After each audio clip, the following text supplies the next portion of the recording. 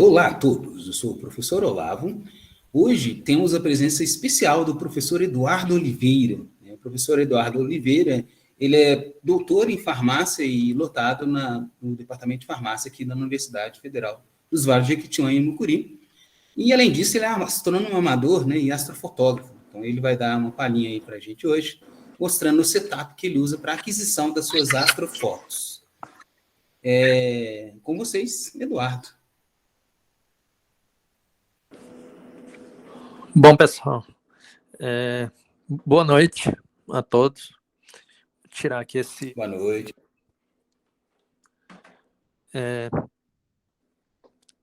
Então, o Olavo me fez esse convite, né?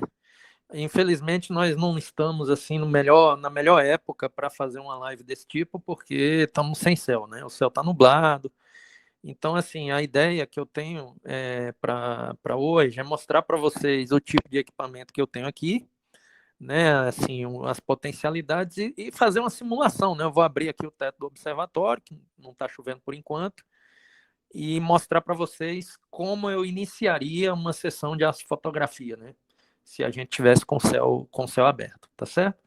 Então, como o Olavo falou, eu sou farmacêutico, né? Minha atuação na universidade é como farmacêutico, no departamento de farmácia, e a astrofotografia foi uma paixão, um hobby, né, que eu comecei a desenvolver a partir de 2012. Foi quando eu comecei a me interessar por astrofotografia.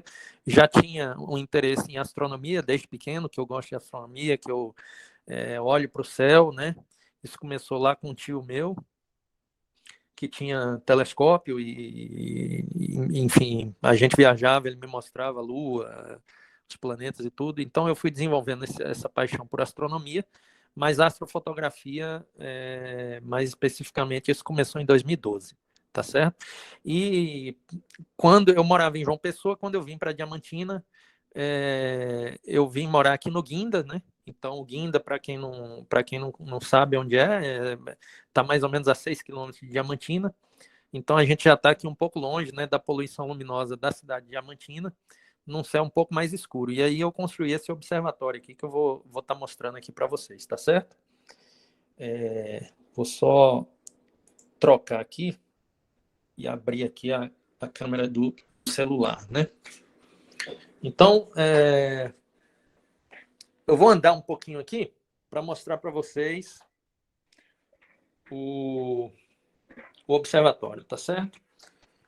Então, a gente está aqui na antessala, né? Então, o observatório, eu vou sair e vou entrar para mostrar para vocês aqui desde do lado de fora. Então, olha, aqui é a porta, né, do observatório. Ele é construído em alvenaria mesmo, tá? Então, tem aqui a porta. Eu tenho aqui o computador, né? Então, no computador é onde eu faço o controle do telescópio. Essa antessala aqui, ela é bem importante no inverno, né? Porque eu não fico congelando lá junto com os telescópios. Então, me permite ter uma temperatura agradável aqui.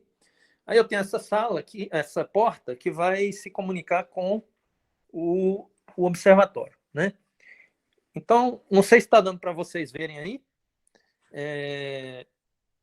Eu tenho 2 pilares, né?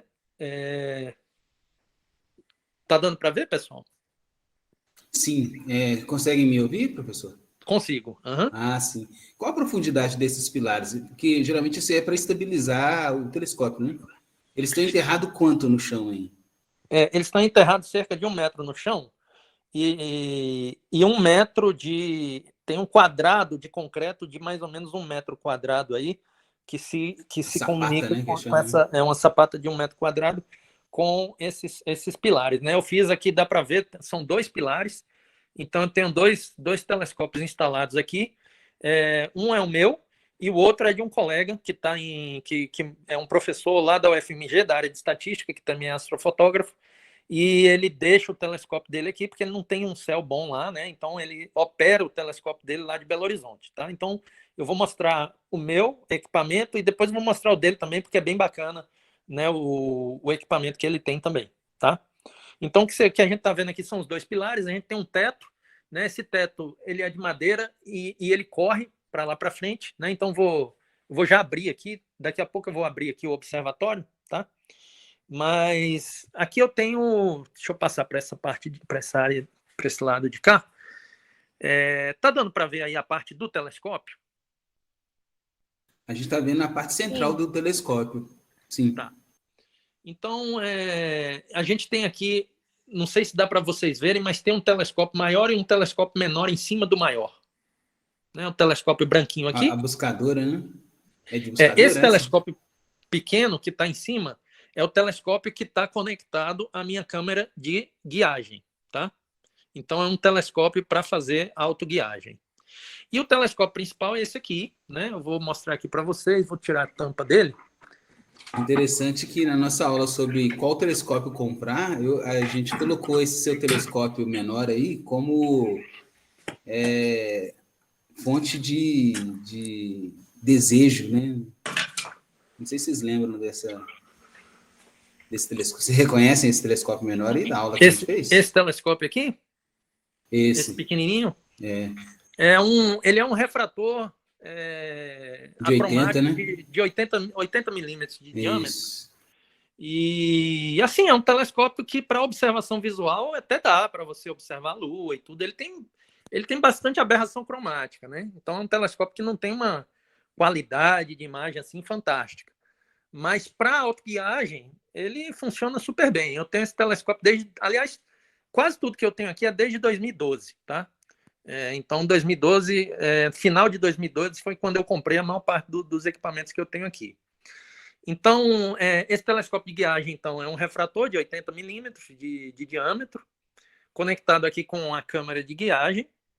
E o telescópio principal, pessoal, que é esse daqui, vou colocar aqui, não sei se vai dar para vocês verem lá ao fundo, tem um espelho, tá? Esse telescópio é um Ritz-Chrétien, né? Não sei se vocês viram esse tipo de desenho óptico no curso que vocês fizeram. Não, esse específico não. Ele tem um espelho parabólico? Ele tem um espelho hiperbólico, né? Então as superfícies do espelho primário e secundário dele são hiperbólicas.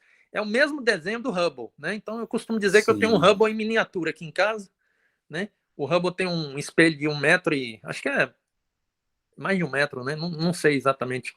Esse telescópio ele tem uma abertura de 20 centímetros, né? Então é um telescópio que tem um espelho primário de 20 centímetros. A vantagem desse tipo de telescópio em relação a um telescópio refletor newtoniano ou a um Schmidt-Cassegrain, um telescópio desse tipo, é que esse telescópio ele corrige muito bem as aberrações, inclusive coma. Então ele tem um campo plano, eu não preciso usar um corretor de coma, né? Coma é uma aberração óptica que causa as estrelas no canto assim do campo, né? Nos cantos do campo fotográfico, faz com que as estrelas fiquem num formatozinho assim de um cometazinho, né? Elas não ficam redondinhas, pontuais, né? Então um defeito que todo espelho parabólico tem, né? Então um newtoniano ele vai exibir coma, mas um Ritz-Chrétien não. Ele não tem aberração esférica, ele não tem coma, ele pode ter um pouco de astigmatismo, mas aberração esférica e coma ele não tem nada disso, né? Então é um telescópio muito apropriado para fazer fotos de céu profundo, né? Ele tem 200 milímetros de diâmetro, né? 20 centímetros de diâmetro, e tem 1.600 milímetros de distância focal, tá? Bom, esse espelho, aliás, esse telescópio principal, eu uso ele com 2 câmeras que eu tenho. Eu tenho essa câmera que está instalada aqui agora, né? Não sei se está dando para vocês vermelha aí, né? Ver essa vermelhinha aqui, né? Essa câmera é uma câmera... um pouco para a esquerda, professor. Tá aí, aqui. ó, assim. Perfeito. Essa refrigerada câmera... também, né? Oi? Ela tem refrigeração aí, tô vendo, né? Isso, ela tem um peltierzinho, né? Ela vai... Eu consigo chegar a -10 no inverno aqui, né? Se eu colocar agora ela para refrigerar aqui, ela vai chegar a uns -6, mas -10 ela não vai, porque a temperatura está um pouco elevada, né? A temperatura ambiente. Então, o delta de temperatura dela é mais ou menos aí uns 20 graus, mais ou menos, que ela faz. Essa é uma câmera monocromática, tá? Então eu tenho aqui uma roda de filtros na frente dela para eu poder fazer fotos coloridas com ela. Então eu tenho filtros verde, vermelho, azul. Eu tenho filtros também de banda estreita, tenho filtro de hidrogênio para pegar banda de hidrogênio ionizada, enxofre e oxigênio, né? Então tenho esses filtros aí. Luminância.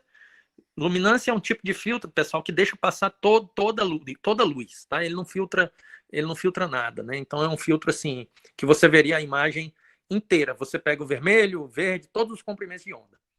É a luminância. Então a gente faz, para a gente compor uma imagem colorida, a gente primeiro faz as fotos em luminância, depois com filtro vermelho, com filtro verde, com filtro azul, e aí combina digitalmente essas imagens, né? Aí vocês podem estar pensando, pô, mas por que uma câmera monocromática, né? E ter esse trabalho todo de fazer com filtro vermelho, com filtro verde, com filtro azul, para depois combinar, não era mais fácil ter uma câmera colorida, né? Que já fazia a imagem colorida? Com certeza, seria muito mais fácil. E existem câmeras astronômicas como essa daqui, coloridas. A questão é que toda câmera colorida, ela tem uma matriz de Bayer, ela tem um filtro, digamos assim, vermelho, verde e azul na frente do sensor. Então, as câmeras monocromáticas, elas captam a luz com muito mais sensibilidade do que as câmeras coloridas que têm esse filtro, né? Essa matriz de Bayer na frente do sensor. Então, Acaba geralmente... que esse RGB dessa matriz de Bayer, ela tem que dar conta de qualquer quantidade luminosa, né? Deve ser por isso que ela perde, né? Ela perde, na verdade, porque o que acontece? Quando um fóton excita um pixel numa câmera monocromática, essa câmera monocromática, esse pixel, ele responde, né? Ele tem uma cascata ali de elétrons e ele vai saber, olha, teve um fóton que atingiu esse pixel aqui. Agora, numa câmera que tem um filtro, o que acontece? O pixel só é estimulado quando um fóton de comprimento de onda adequado passar por aquele... ou seja, o filtro azul, que está ali naquela matriz de Bayer, ele vai excluir todos os fótons que não forem fótons de comprimento de onda azul, né? Então, ele filtra. Então, os pixels não vão responder a menos que o fóton passe por aquele filtro, né? Então, ele exclui os fótons de outros comprimentos de onda, né? Deixa passar apenas na frente do filtrozinho azul, vai passar apenas fótons com comprimento de onda da luz azul. No filtro verde, vai passar fótons com comprimento de onda do filtro verde e assim por diante, né? Então, as câmeras monocromáticas, elas são em torno de 4 vezes mais sensíveis do que as câmeras coloridas, né? Mas tem esse inconveniente. Você vai ter que usar o filtro, fazer fotos com filtro azul, com filtro verde, com filtro vermelho, né? Então, não tem almoço grátis, né? Tudo tem o seu lado bom e o seu lado ruim. Bom, pessoal, o que mais que a gente tem aqui? Eu tenho um focalizador aqui, que ele é, digamos assim, ele é motorizado, ele não é automático, mas ele é motorizado, né? Então, vou mostrar aqui para vocês. Isso daqui que vocês estão vendo aqui na minha mão agora, você está dando para ver aí? É um motor de passo, né? Tipo, controle de motor de passo, né? É um controle de um motor de passo, exatamente. Então, aqui eu posso fazer o foco, né? Fazer com que o focalizador aproxime a câmera ou afaste a câmera para dar foco, tá certo? E eu tenho a minha montagem equatorial, né? A montagem equatorial, que está aqui, uma montagem equatorial germânica, né? Ela tem um motor no eixo de ascensão reta e um motor que está mais ou menos aqui, que é um motor de declinação, né? A montagem, ela fica guardada aqui no observatório, nessa posição que vocês estão vendo, com a barra de contrapeso na horizontal, justamente para não correr o risco do teto, né, bater no telescópio, tá certo? O que a gente está vendo aqui é a caixinha controladora da montagem, digamos assim, o computador, né, da montagem. E uma coisa bacana nessa montagem, essa montagem, pessoal, realmente ela é muito boa, tá? Quando eu comecei, em 2012, eu não tinha essa montagem, não foi a montagem que eu comprei. Eu comprei uma outra montagem que era boa, mas não tanto quanto essa. E aí eu vendi, juntei dinheiro e fui comprar essa montagem nos Estados Unidos. Foi uma aventura, talvez contar essa aventura daria outra live, né? A aventura que foi trazer essa montagem de lá. Mas eu consegui trazer E ela tem uma das vantagens desse tipo de montagem, é que todos os cabos eles são roteados por dentro do eixo de ascensão reta e de declinação da montagem, ou seja, você não tem nenhum cabo, porque em astrofotografia, pessoal, é muito fácil você começar a multiplicar o número de cabos. Você tem um cabo para a câmera de guiagem, um outro cabo para a câmera principal, um outro cabo para acionar a roda de filtros, um cabo para as cintas térmicas, né? Não sei se deu para ver aqui, mas tanto aqui, ó, nesse telescópio branquinho, eu tenho aqui uma cinta térmica, e nesse telescópio principal tem uma cinta térmica que é para evitar que o orvalho condense sobre as lentes, né? E a imagem saia borrada. Então, tem também os cabos das cintas anti-orvalho, e esse troço todo fica pendurado, né? No seu setup, e é muito comum, às vezes, né, quando as pessoas não têm muito cuidado, esse troço enganchar no telescópio durante a movimentação e arrebentar os cabos ou até mesmo danificar a montagem, né? Forcar o telescópio, né? Então, o fato desses cabos serem roteados por dentro da montagem, então eles saem aqui, ó, né? Aqui é um buraco, aqui é oco, né? Eu coloco isso daqui para nenhum bicho entrar aí dentro da montagem, né? E depois ser triturado lá pelos motores. Mas tudo sai por aqui, né? E aí, pessoal, isso vem e é conectado no hub USB, né? Não sei se está dando para vocês verem aqui um hub com umas fitas amarelas, né? Dizendo, né? Então, isso daqui conecta a montagem, aqui conecta a minha CCD, aqui conecta um joystick. Às vezes, se eu estiver fazendo observação visual, eu posso movimentar a montagem com um joystick. E aqui é o link para o computador, né? Então, tudo isso daqui vai para o computador que está lá na frente, tá bom? Eu vou mostrar aqui para vocês o outro equipamento que eu falei, né? O outro telescópio. E com relação a esses cabos, professor, já tem alguma solução? Algo assim... Tem solução. Então, por exemplo, a minha montagem, ela tem aqui, né, nesse computadorzinho aqui, que eu falei, ela tem uma anteninha e ela pode ser operada via Wi-Fi, a montagem. Então, por exemplo, eu posso operar a minha montagem pelo celular, né? Aí já reduz um cabo, por exemplo. Já reduz um cabo. E para os outros tipos de cabo, você tem algumas soluções que são uma espécie de hub Wi-Fi, né? Você compra, você fixa ele no próprio telescópio e você conecta todos os cabos nesse periférico aí, nesse equipamento, e ele transmite via Wi-Fi, por exemplo, para o computador, né? Então tem algumas soluções, mas bom, elas reduz resposta também, né? E custam caro. E são caras, então assim, não foi algo que eu ainda pensei em investir por enquanto. Aqui, pessoal, a gente tem o outro equipamento que é desse colega lá de Belo Horizonte, né? Vocês estão vendo aqui, ele é um refrator de 106 milímetros de diâmetro, e não vai dar para vocês verem aqui, mas a marca desse refrator é Takahashi, né? Então, um refrator japonês. Eles têm também eles têm a empresa nos Estados Unidos também, essa marca também opera lá no mercado americano. E eu costumo dizer assim, que a Takahashi está para os telescópios como a marca Ferrari está para os carros, entendeu? Então, esse telescópio aqui, eu estou falando em termos de telescópios refratores, né? Eles têm uma linha de refratores que realmente são imbatíveis. Esse telescópio, ele é muito, muito, muito bom, porque ele tem uma correção de campo e de aberração cromática, assim, perfeitas, né? Não há defeito óptico nesse telescópio aqui. Ele realmente é absolutamente perfeita a imagem dele, mas tudo tem o seu preço, né? Então, ele utiliza alguma inteligência artificial ou é tudo... Não, é só ótica mesmo. Os vidros que são usados são vidros de baixa dispersão, e ele tem uma lente ali que chama Petzval, que é um elemento óptico que faz a correção do coma, a correção de deixar o campo completamente plano mesmo, né? Então as estrelas, elas são pontuais de ponta a ponta do sensor da câmera, né? Então ele tem a mesma montagem que a minha dele. Pode perguntar, Ronaldo.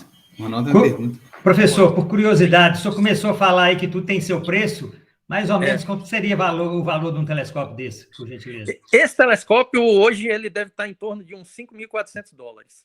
Só o telescópio, só o tubo aqui. Né? Ok. Então, é bem caro, né, pessoal? Assim, é uma coisa que, enfim, né? Astrofotografia, você tem, assim, para todos os bolsos, né? Realmente, se você for um milionário e quiser gastar seu dinheiro com astrofotografia, vai ter telescópio para você comprar e gastar boa parte dos seus milhões, né? Então, assim, tem de todo jeito, todo tamanho, toda qualidade, tem isso daí. Ele também tem o Luiz, né, que é o Luiz Duxmal, o nome dele, ele tem aqui um focalizador automático. Esse focalizador dele, ele consegue controlar pelo computador, né, então ele não precisa vir aqui, eu não preciso vir aqui acionar para ele nada, ele consegue acionar o motor via software. E a câmera que ele tem aqui é uma câmera CCD, né, como a minha ali, só que ela tem um sensor bem maior do que a minha câmera. A minha câmera tem uma resolução bem baixa, de 1.4 megapixels. A outra câmera que eu tenho, ela tem uma resolução maior e um sensor maior, de 25 megapixels. Mas essa câmera dele aqui é uma CCD, se eu não me engano, ela tem aí 25 ou 15 megapixels. É um CCD full frame, né? Então ele tem o mesmo tamanho de um filme de 35 milímetros, de uma câmera fotográfica. E ele tem, essa CCD já tem a roda de filtros aqui embutida, né? Ela é conectada à própria CCD. Tem um Peltier com uma capacidade de resfriamento maior, por exemplo, do que a minha. E aqui tem a câmera de guiagem. Vocês podem estar vendo aí. Levanta um pouco mais a câmera, professor. Ah, tá. Aqui, ó. Aqui tem a câmera, e aqui é a câmera de guiagem dele, tá? Então, vocês devem estar percebendo que, diferentemente do meu, que eu tenho um segundo telescópio para a câmera de guiagem, ele só tem um telescópio e ele usa a câmera de guiagem acoplada a um troço que tem aqui, que é chamado de OAG, Off Axis Guider, né? O que esse OAG faz? Ele é basicamente um prisma que pega parte da imagem e reflete parte da imagem para o sensor da câmera de guiagem dele, e o resto vem para a câmera de imagem principal. Né? Então, dessa forma, ele consegue fazer autoguiagem sem precisar de um segundo telescópio. Tá? Então, o Off-Axis Guider ele serve para isso. Off-Axis por quê? Porque a câmera está fora do eixo principal da imagem. Né? O eixo principal da imagem ele coincide com o caminho óptico do telescópio de imagem, né? E aí o Off-Axis reflete, né, parte dessa imagem com um prisma, parte dessa luz para a câmera de guiagem, tá certo? Bom, acho que era isso que eu tinha para mostrar para vocês do equipamento em si. Aí eu acho que, se vocês quiserem, vocês podem fazer perguntas sobre o setup, porque aí o próximo passo agora vai ser eu abrir aqui e ir para o computador, mostrar para vocês como é que eu controlo essas coisas aqui através do computador. Esse OAZ, né? OAG, OAG, ele mais ou menos tem ideia de quanto ele custou? Porque parece bem útil, né? Porque ele economiza um telescópio, ou, no nosso caso das meninas, um sistema de guiagem todo. Ele é muito útil, e assim, ele tem uma única desvantagem, tá? A única desvantagem do OAG, em relação, por exemplo, ao setup que eu tenho com o telescópio de guiagem, é que o meu telescópio de guiagem, ele manda para a minha câmera de guiagem um campo muito maior. Então, eu nunca vou ter uma situação onde eu vou ficar sem estrela de guiagem, né? Por quê? Porque ele manda um campo inteiro para a minha câmera de guiagem. O OAG, ele manda muito menos luz e de uma área muito menor do céu, né? Então, às vezes você pode ter, se o seu campo ele realmente for muito pobre em termos de estrela, você vai poder ter uma dificuldade de selecionar uma estrela de guiagem adequada para fazer a guiagem do telescópio. Mas ele economiza um telescópio e, mais do que isso, ele vai fazer a guiagem usando a distância focal nativa do seu telescópio principal. Não é o meu caso. No meu caso, eu tenho uma escala de imagem para a minha câmera de imagem e eu tenho uma outra escala de imagem para a minha câmera de guiagem. E isso não é muito bacana. Por quê? Porque nas correções que a minha câmera de guiagem vai fazer, pode ser que ela movimente mais do que precisa. E aí eu vou ter um erro de guiagem, eu vou borrar a minha imagem, entendeu? Ou seja, o ideal realmente é a gente usar um AG. Ele é um pouco chato de instalar, mas depois que você instala também, você não precisa mais mexer nele, né? Ele é um pouco chato de instalar, por quê? Porque você tem que conseguir foco na câmera principal e na câmera de guiagem ao mesmo tempo, né? Então, isso às vezes é chatinho, é meio ruinzinho de você conseguir, mas também você só precisa fazer esse ajuste uma vez. Alguma outra pergunta, pessoal, sobre o setup? Uma coisa que eu também queria dizer para vocês é que antes de eu ter o observatório, pessoal, eu tinha que montar essas coisas todo dia, né? Então eu tinha que levar um tripé para o lado de fora da casa, eu tinha que fazer o alinhamento polar, né? Então esse eixo aqui, pessoal, o eixo de ascensão reta da minha montagem, ele tem que estar perfeitamente alinhado com o polo sul celeste. Tá? Então, essa posição, tanto em azimuth quanto em altura do meu eixo, né, de ascensão reta, tem que estar perfeitamente alinhado com o polo sul celeste. Então, quando eu não tinha um observatório para deixar o meu equipamento fixo, eu tinha que tirar toda essa tralha de dentro de casa, montar do lado de fora, fazer esse alinhamento polar que leva tempo, né? Então, assim, é demorado você fazer um bom alinhamento polar.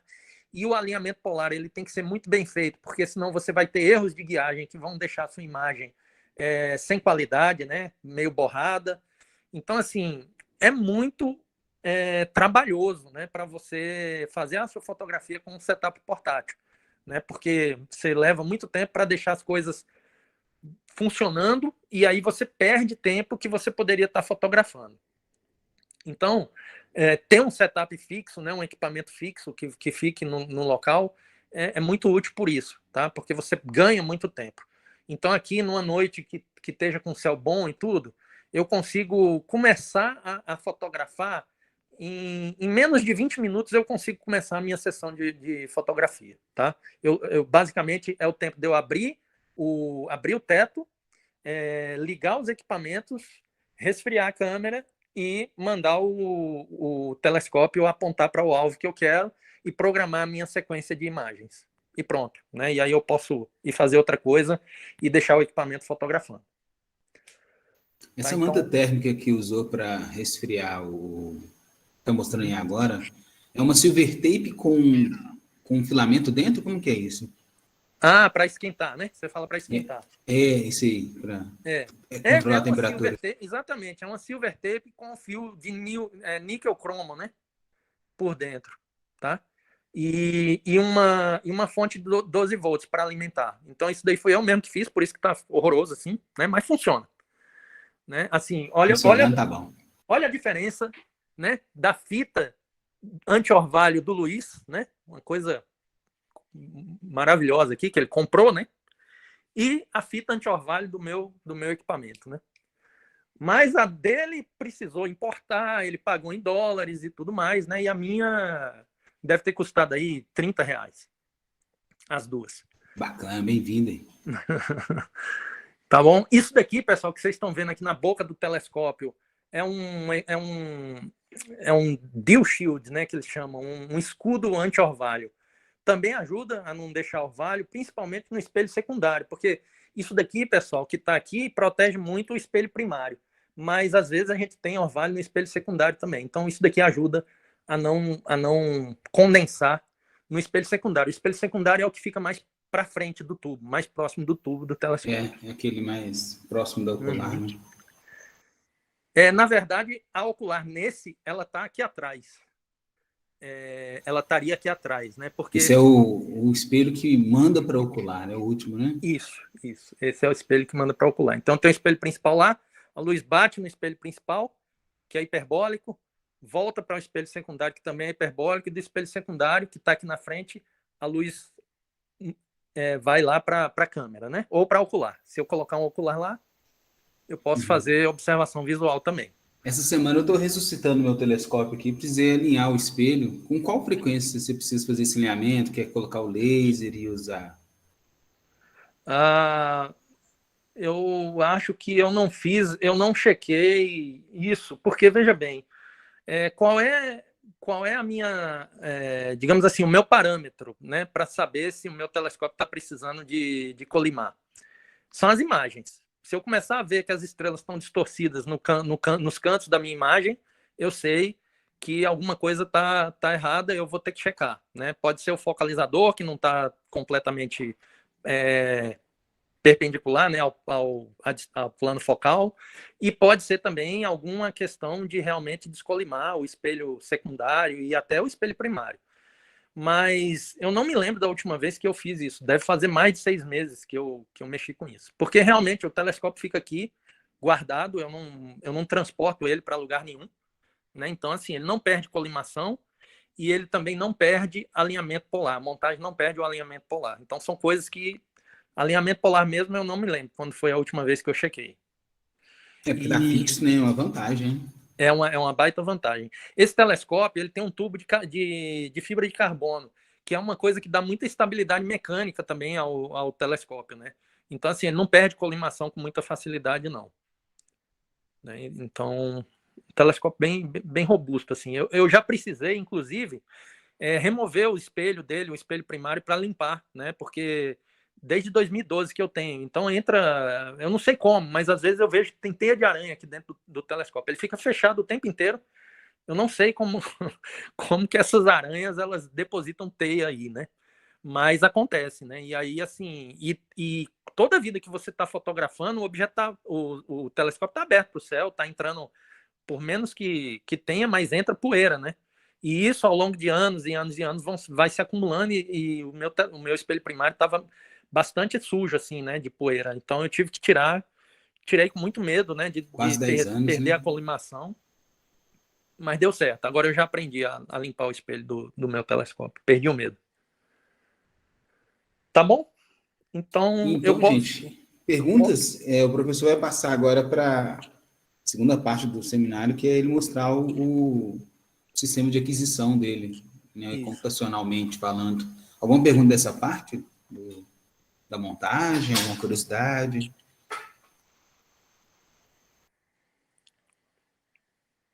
Eu assustei vocês falando do preço do Takahashi aqui, pessoal. O Takahashi é a Ferrari, né? Comprar Ferrari.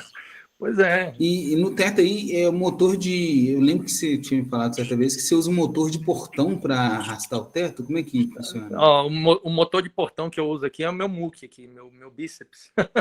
Eu não tenho motor, eu não Entendi. motorizei. Tá? Então é manual. Eu simplesmente empurro mesmo o teto. E essa foi uma coisa que eu fiz errado nesse observatório, que foi ter feito esse teto de madeira. Porque ele ficou muito pesado. Não sei se dá para vocês verem aqui nessa madeira, que ela está arranhada ali no meio. Será que dá para ver? Sim. Então, esse arranhão aí, toda vida que eu empurro o teto, ele bate ali na laje, né? Porque ela cedeu, entendeu? Ele é muito pesado, esse telhado, e se eu fosse construir de novo, era uma coisa que com certeza eu ia modificar. Eu ia fazer um telhado em metalon, alumínio, alguma coisa assim, para ficar mais leve. Tá bom? Então, eu vou só pedir um tempinho, enquanto eu abro aqui, né? Porque eu não vou ter como segurar aqui Ok, professor. o celular. Eu vou só mostrar aqui, né? Isso daqui é uma a trava, né? A trava para o teto, apesar do teto ser pesado, mas, né? De O repente vento dá uma move ventania ele, ali, né? aí ele prende aqui o teto, tá? Então, basicamente, eu vou empurrar o teto lá para frente, né? Ele vai ficar sob a laje ali da minha antessala, e aí eu vou ligar aqui os equipamentos, tá bom? Já me conecto já com vocês de novo, só um segundo. Ok.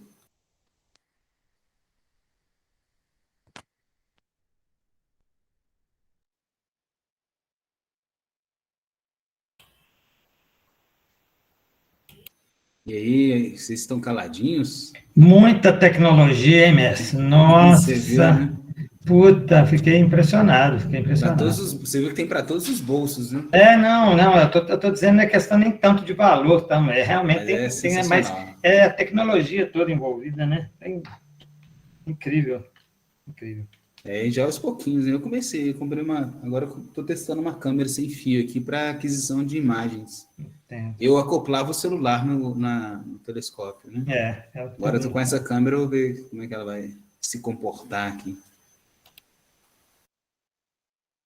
E o resto da turma, tem alguma dúvida, pergunta, curiosidade? Já tinham visto algo assim antes?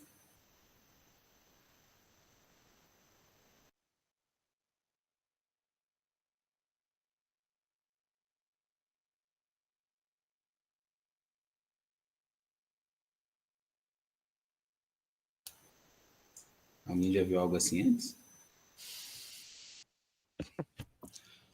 Eu nunca vi, Olavo. Inclusive, eu queria te perguntar aqui antes dele começar a segunda parte, se você vai disponibilizar essa aula quando, porque eu cheguei um pouquinho atrasada aqui. Ah, sim. Então, eu estou gravando para a gente alimentar o canal do YouTube do Astro. Viu? Tá bom. Obrigada, viu? Tamo junto. Bom, pessoal, tô de volta aqui. Vocês me ouvem bem? Sim, pode divulgar Beleza. a tela. Então, o que eu fiz ali foi abrir o teto, né, do observatório e ligar, né, ligar o hub, que faz a comunicação com o computador, ligar a fonte de alimentação da montagem e a fonte de alimentação da câmera principal, da câmera de guiagem, enfim, está tudo ali alimentado, né, com energia. Eu vou compartilhar minha tela aqui agora e mostrar para vocês aqui o que eu uso, né, para controlar essas coisas, né? Então, vocês estão vendo aí minha tela principal? Sim, uma arte azul. Uma arte azul. Então aqui, pessoal, são vários softwares que são usados em conjunto para, digamos assim, para o fluxo de trabalho de fazer uma aquisição de uma imagem, né?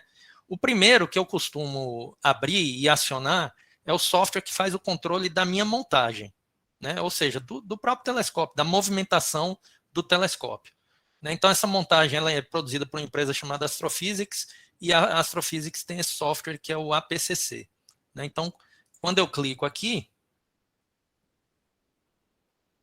ele vai inicializar esse software. E aí vocês devem tá vendo aí, deixa eu ver se eu consigo aumentar isso daqui. Tá? Então aqui eu tenho como conectar a minha montagem, então vou conectar aqui agora, né? Então a montagem conectou e aqui eu inicializo ela, ou seja, eu desestaciono, né? O termo que eles usam em inglês é unpark, né? Desestacionar. Então o que começou a acontecer aqui? O que começou a acontecer é que a montagem agora, o eixo de ascensão reta, ele está se movimentando numa velocidade sideral, ou seja, o telescópio está se movimentando na mesma velocidade que o movimento aparente das estrelas. Tá? Então, se, por exemplo, eu apontar agora para uma estrela, essa estrela vai permanecer no centro do meu campo de visão praticamente indefinidamente. Né? Por quê? Porque o telescópio está se movimentando na mesma velocidade, né, que esse movimento aparente. E esse software vem junto com o sistema comprado, né? Por exemplo, você comprou, no caso, a montagem, que tem esse motor de passo, essa guiagem, e esse programa já vem junto. Esse programa vem junto. Ele tem uma versão, digamos assim, light, que é essa que eu tenho, e tem uma versão mais completa. A versão mais completa, a diferença da versão mais completa é que ela tem uns modelos aí de... ela tem um modelo mais, digamos, preciso para você fazer a movimentação de go-to da sua montagem. O que é isso? O go-to, pessoal, é o seguinte, eu posso selecionar um objeto no céu qualquer, digamos, uma galáxia, Andrômeda, e eu mando o telescópio se movimentar para Andrômeda, né? Então eu aponto o telescópio para Andrômeda. E o que acontece, né? Dependendo da distância focal do seu telescópio, como por exemplo o meu, que tem uma distância focal elevada, né, 1600 milímetros, a área do céu que eu estou vendo efetivamente, né, que a minha câmera está vendo, é uma área do céu muito pequena, é de alguns minutos de arco. Eu tenho até isso aqui, a escala, ela é de, por exemplo, com essa combinação que eu tenho aí, que é o Hit Chrétien com essa minha câmera, com a TIC, eu tenho aí 26,4 por 19,8 minutos de arco. Então, essa é a área do céu que eu consigo ver. 26,4 por 19,8 minutos de arco. né? Então, é como se eu estivesse vendo aí, por exemplo, se eu estivesse apontando para a Lua, eu ia estar vendo um pedacinho da Lua, né? Então, é uma área muito pequena no céu. Então, é muito comum que esses comandos de apontamento do telescópio, eles envolvam algum erro, ou seja, eu vou apontar para Andrômeda e talvez Andrômeda não caia exatamente no centro do meu campo de visão, né? Então, esse software, na versão mais completa... Até porque a gente viu que Andrômeda é bem grande comparado com o tamanho da Lua até mesmo, né? Andrômeda é grande, né? Seria difícil errar Andrômeda, mas digamos que eu aponte para uma determinada estrela, né? Ah, sim. Então, essa estrela talvez nem apareça no meu campo de visão, porque o telescópio errou alguns minutos de arco, foi o suficiente para essa estrela não aparecer no meu campo de visão. Então, esse software, na versão mais completa dele, ele tem uns modelos que você faz umas calibrações com várias estrelas em áreas diferentes no céu, e ele minimiza os erros de apontamento. Eu não tenho esse tipo de problema, porque eu vou mostrar aqui para vocês, eu uso um software em conjunto com esse, que é o software que eu faço a aquisição das imagens e que eu uso também para apontar o telescópio, que ele usa uma ferramenta chamada de PlateSolve. Ele manda o telescópio para aquela área e ele fotografa aquela área. E aí ele compara aquela foto que ele tirou da área. Por exemplo, eu mandei para a estrela Aldebaran, lá em Touro. E aí ele fotografa aquela área. Aí compara com catálogos, né? Aquela foto que ele tirou, ele compara com catálogos. Quando ele compara com catálogos, ele sabe exatamente as coordenadas de onde ele apontou o telescópio. Se houver algum erro em relação ao Aldebaran, por exemplo, se o Aldebaran tiver caído fora, ele vai saber, comparando com os catálogos, a foto que ele tirou, exatamente quantos minutos de arco ele vai ter que movimentar em ascensão, reta e declinação para trazer o Aldebaran exatamente para o centro do meu campo. E ele faz isso automático, né? Chama GoTo++. É um GoTo auxiliado por essa técnica que é chamada de plate solving, ou seja, plate solving é você comparar uma imagem que você tirou aqui, de uma área do céu, com esses catálogos para você determinar exatamente as coordenadas astrométricas ali do local que você tem. Tá? Bom, agora, né, nesse software aqui, basicamente é isso, é conectar a montagem e aí eu minimizo ele. Né? Não uso mais esse software. Ele serve somente para eu estabelecer a conexão com a montagem equatorial lá. Eu uso um software planetário, pessoal, que é o Cartas do Céu, não é o Stellarium. Eu gosto muito do Stellarium, mas o Stellarium ele tem algumas dificuldades de conexão com o telescópio, né? Então, por isso é que eu uso o Cartas do Céu.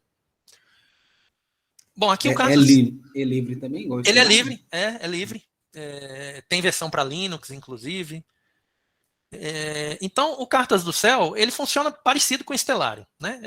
É exatamente a mesma coisa que o Stellarium. Então, as funcionalidades que ele tem, o Stellarium também tem, né?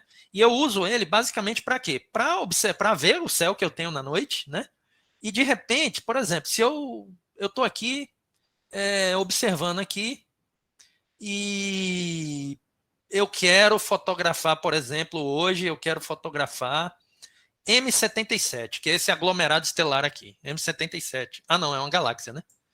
M77. Sim. Então tá aqui. Ela é uma galáxia globular, né? Tá parecendo mais elíptica, viu, Olavo? Mas...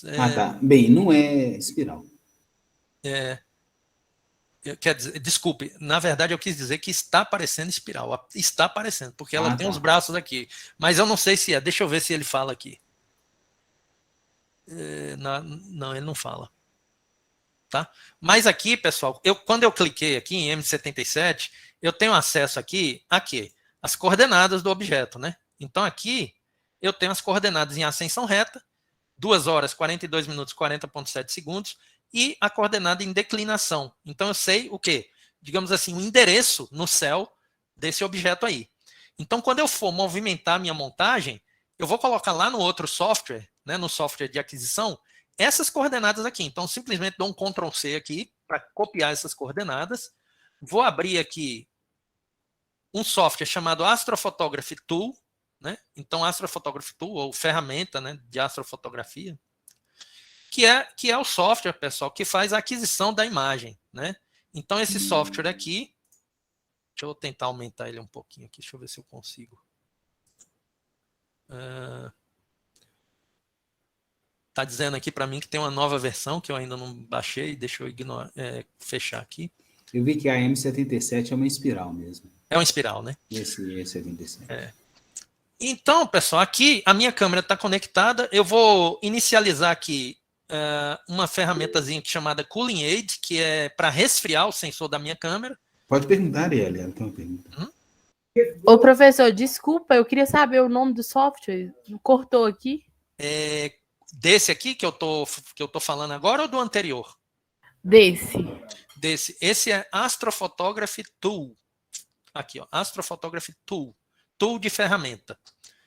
Então, tem vários, tá, pessoal? Então, assim, em astrofotografia, é muito comum que astrofotógrafos diferentes escolham opções diferentes de software para fazer as mesmas coisas, né? Então, existe um que é muito popular, que é chamado de Nina, né? Nina, N-I-N-A.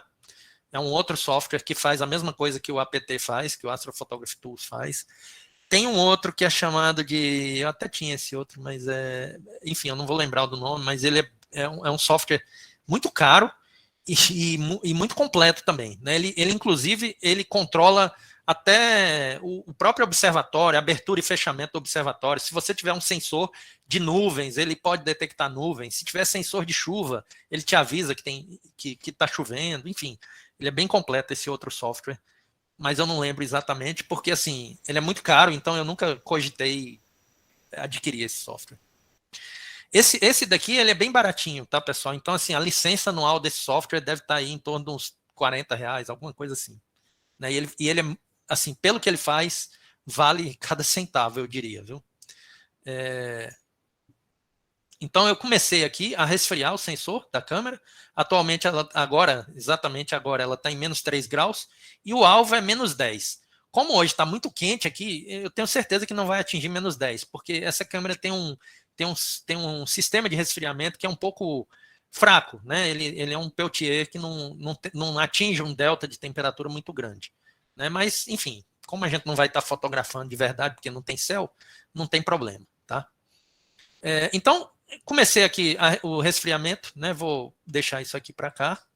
E agora, pessoal, eu vou fazer o quê? Eu vou conectar esse software com o meu telescópio. Tá? Então, eu conecto aqui ao telescópio.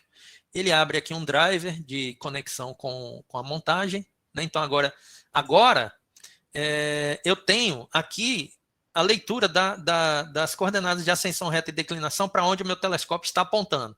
Né? Em ascensão reta e declinação, né, que são as coordenadas equatoriais, e também em coordenadas altazimutais. Né? Então, é 359.11 menos 00.01, ou seja, ele está apontando para o norte, né, aqui. Mais ou menos na mesma posição que ele estava quando a gente inicializou a montagem. Vou conectar a minha roda de filtros, né? Então, a roda de filtros, aqui eu posso mudar o filtro, né? Ele está atualmente no filtro de luminância. Se eu quiser ir para o filtro vermelho, eu clico aqui, verde, azul, né? Então, tenho aqui as opções de filtro. Esse é o o Tools, né? Esse aí. Eu vou colocar aqui no chat aqui. Então, mas ele em caso, fez uma conexão entre ele e os seus aparelhos. Isso, fiz. Porque eu vi que ele consegue controlar, por exemplo, a roda de filtros, que não necessariamente veio com a montagem. Isso, por quê? Veja bem, isso é uma coisa interessante. Essa pergunta sua é bem bacana, Olavo. Porque o que acontece hoje? Existe um padrão na indústria de equipamentos de astronômicos chamada ASCOM. ASCOM. É um padrão de comunicação. Então, quando eu comprei a roda de filtros, ela veio com esse driver ASCOM. Então, qualquer software que leia esse padrão ASCOM é capaz de se conectar com a minha roda de filtros. Da mesma forma, a minha montagem ela vem com o driver ASCOM também. Então, é por isso que esse software, o Astrophotography Tools, ele consegue reconhecer a minha montagem, movimentar a minha montagem e tudo mais. É tipo idioma de cada máquina, né? Então, se é ASCOM, eles falam a mesma língua e conseguem se comunicar, assim. Né? Exatamente. Se for ASCOM, se o padrão for ASCOM, eles reconhecem, né, como periféricos. É uma questão aí de cliente e servidor, né? Então, o Astrophotography Tools, ele é um cliente desse driver Ascom da montagem agora, né? Como ele é um cliente do driver Ascom também da roda de filtros. Então, bom, eu conectei aqui os equipamentos, né? E já aconteceu de algum periférico você precisar de um drive extra? Que não comunica? Ah, sim, isso é muito comum, pessoal. A gente tem muita dor de cabeça com essas coisas, né? Então, assim, a minha câmera de guiagem, por exemplo, quando eu instalei, eu instalei o Windows, eu tinha um Windows 7, né? Numa máquina, eu tinha um Windows 7 aqui. Quando eu passei para o Windows 10, ó, ele está me dando uma mensagem aqui de notificação que o Cooling Aid, né, a ajuda de resfriamento, não pode atingir a temperatura-alvo no limite de tempo especificado, né? Ou seja, a gente conseguiu chegar aqui em menos 6,9 graus, tá? E não vai baixar mais do que isso, porque está muito quente hoje aqui. Mas, como eu ia dizendo, né? Você perguntou se eu já tive problema com driver, né? Você falou que você comprou essas coisas em 2012 Isso. E o Windows, você teve um problema de Windows. Pois é, quando eu fui atualizar para o Windows 10, a minha câmera de guiagem não reconhecia de jeito nenhum, né? E aí foi preciso eu baixar um software que o fabricante forneceu para fazer uma atualização do firmware da câmera de guiagem para ela poder se falar com o Windows 10, né? Então, eu precisei atualizar o firmware da câmera de guiagem. Eu não sou muito da área, né, pessoal, mas eu entendo o firmware como alguma coisa, uma espécie de software que um chip lá dentro da câmera usa. Eu estou errado? Quem entende Acho mais que é aí de computador? Mesmo. Alguém da computação pode ajudar, né? Enfim, pessoal, para uma pessoa que não é da área, isso... Mas assim, o que eu fiz, né? Quando eu tentei uma vez, 2, 3, 4, 10 vezes, não funcionou, eu fui para os fóruns, né? Eu penso, alguém já teve esse problema antes, eu não sou o primeiro, provavelmente, né? E aí acabei achando um fórum, e aí a solução era essa, né? Então me apontaram para a solução certa, tinha link para a página, enfim. A gente tem hoje, a internet facilita muito essas coisas, né? Ô, professor, Sim. Essa temperatura de menos 10 graus, ela é simplesmente por uma boa operação da câmera ou ela prejudica na qualidade da fotografia de alguma maneira, se não for atingida? Isso, perfeito, ótima pergunta. Por que resfriar a câmera, né? E por que não atingir menos 10 não é tão bom? É porque eu não sei se vocês já perceberam, pessoal, quando vocês fazem alguma foto noturna com o celular, que vocês percebem aquele granuladozinho, a imagem fica um pouco granulada mesmo, né? Com aquela textura. O que acontece? Aquilo é ruído térmico, né? Então, assim, todo sensor de imagem, ele tem um certo ruído térmico, que se agrava com o aumento da temperatura. Então, se a gente pudesse resfriar o sensor da nossa câmera do celular, a gente ia conseguir fazer uma foto com condições de pouca luminosidade, sem aquela granulação, né? Então, as câmeras fotográficas para astronomia, elas vêm com resfriamento, por quê? Porque quanto mais baixa for a temperatura, mais eu elimino esse ruído térmico. É uma das fontes de degradação da imagem, esse ruído térmico, né? Então, para prevenir isso, eu resfrio o sensor da minha câmera. E, além disso, eu tiro fotos com a câmera coberta, né? Então eu tampo lá a boca do telescópio e, por exemplo, se eu estiver fazendo fotos de 5 minutos, né? Eu vou expor a câmera por 5 minutos, vou obter a foto do meu objeto, por exemplo, se eu estiver lá fotografando as Pleiades, né? O aglomerado das Pleiades. Então eu faço uma foto de 5 minutos das Pleiades e depois eu vou fazer uma foto com o telescópio fechado. Para quê? Para que essa foto com o telescópio fechado, ela não vai adquirir sinal, né? Porque o telescópio está fechado, mas ela vai ter ruído térmico. Então, no processamento da minha imagem, eu subtraio essa imagem que tem o ruído térmico da imagem das Pleiades. E aí eu diminuo ainda mais aquele pouco ruído térmico que, mesmo com a câmera resfriada, eu ainda tenho na minha imagem, ele provavelmente vai ser eliminado com essa imagem de calibração, que a gente chama de dark frame, né, ou frames escuros, né, ou imagens escuras. Né, simplesmente é a imagem com a mesma duração, com as mesmas configurações da câmera, só que com o telescópio fechado. Como está com o telescópio fechado, a única coisa que o sensor vai receber é o ruído térmico que está atuando ali e que também está atuando na sua imagem, mas depois você subtrai da sua imagem. Eu não sei se eu consegui explicar, mas se não... Sensacional, sensacional. Muito legal. Tá? Então, essa parte, pessoal, da calibração das imagens é uma parte assim muito, de certa forma, complexa, né? Porque você tem a calibração pelos dark frames, que foi esse que eu descrevi.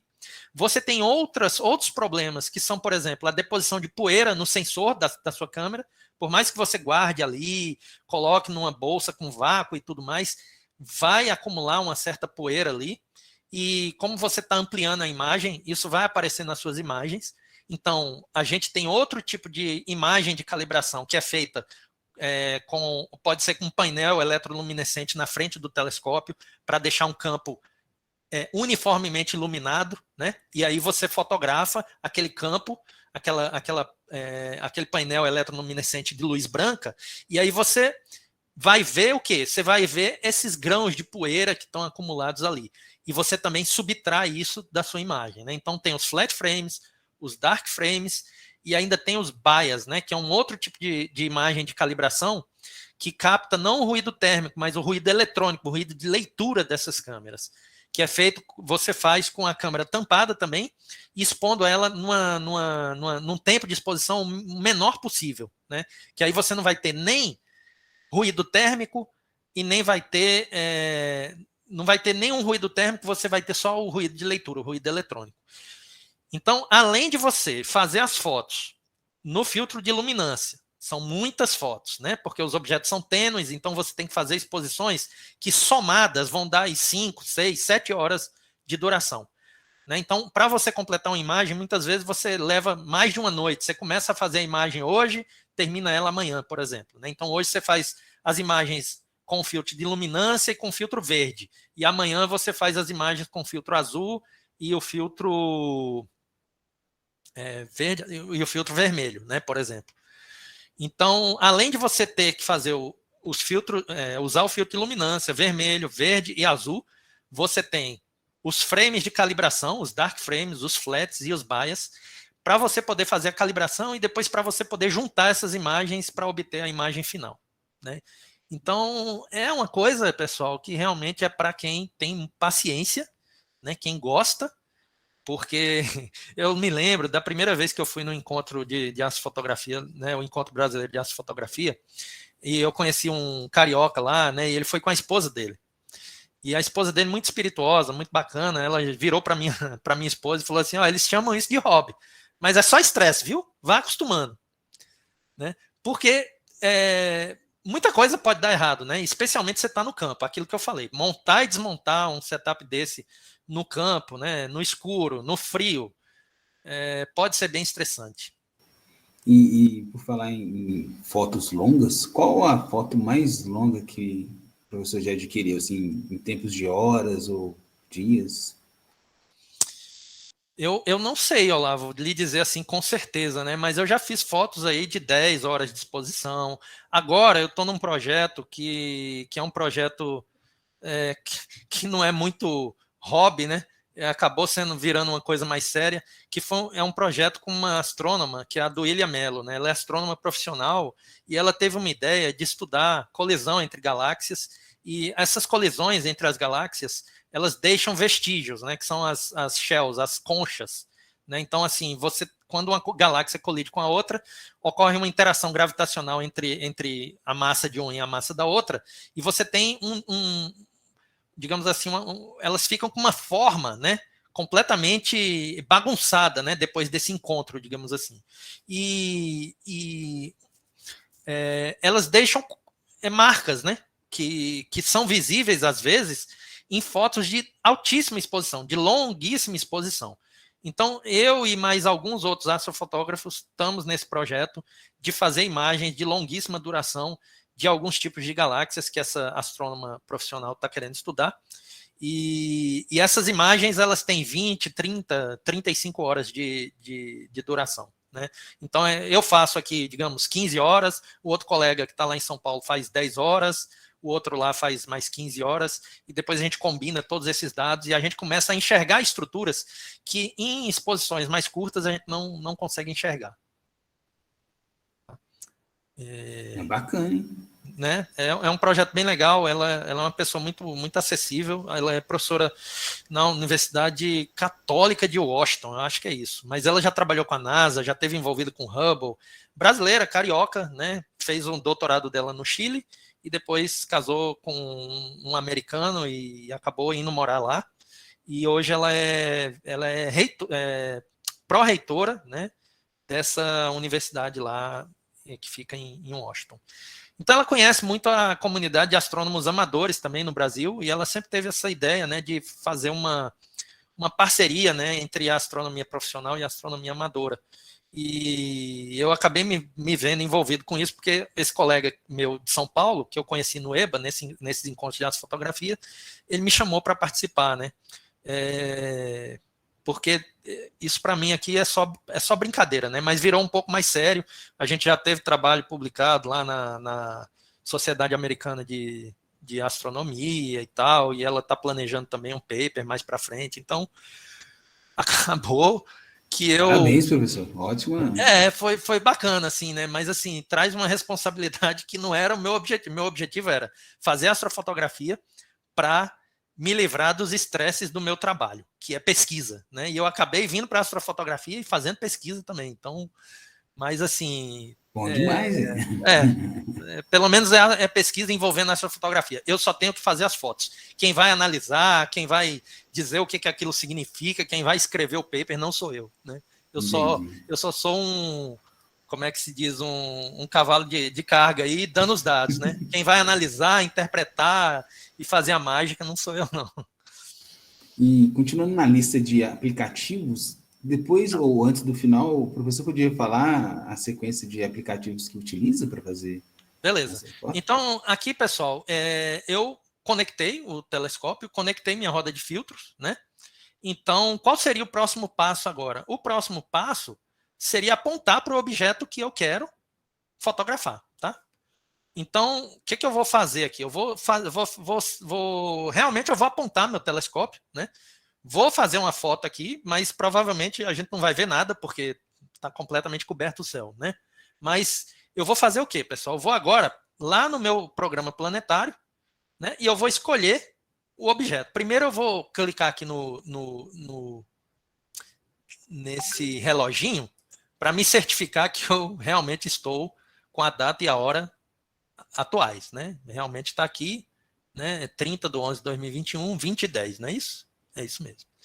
Bom, então, eu vou apontar para M77 mesmo, né? Para essa galáxia aqui, tá certo? Então, o que eu vou fazer para apontar? Eu vou copiar as coordenadas, né? Eu clico aí no botãozinho, aqui aparecem os detalhes desse objeto, tá? E aí, eu vou fazer o quê? Vou pegar aqui, ó, e copiar as coordenadas em ascensão reta e declinação desse objeto, tá? Vou minimizar, vou voltar lá para o programa. Opa, esse não, o outro. Para o Astrophotography Tools. E eu vou abrir aqui uma ferramenta desse programa que chama PointCraft. PointCraft.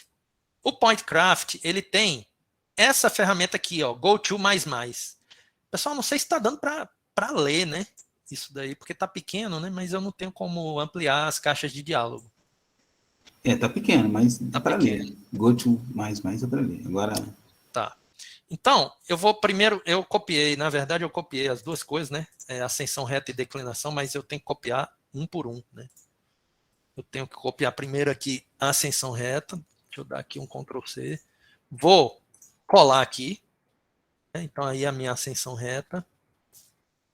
E a minha declinação é aqui. Então, vou copiar aí. E vou colocar aqui a declinação. Então, se a gente tivesse céu, né, se o céu estivesse estrelado, tivesse sem nuvens, quando eu clicasse aqui em GoTo++, o que iria acontecer? Isso iria iniciar uma sequência de eventos. Qual seria essa sequência de eventos? Primeiro, seria emitido um comando para a montagem para se movimentar para essas coordenadas aqui, ou seja, para apontar para M77, lá para a galáxia, certo? Bom, quando a montagem parasse de se movimentar, a segunda parte da sequência seria tirar uma foto daquele local. Então, iria aparecer uma imagem que poderia ter a galáxia no centro aqui da imagem, se ele tivesse acertado a movimentação de cara. A galáxia poderia aparecer aqui no canto da imagem, se ele tivesse errado um pouco o apontamento. Ou a galáxia poderia nem aparecer, porque ele errou muito o apontamento.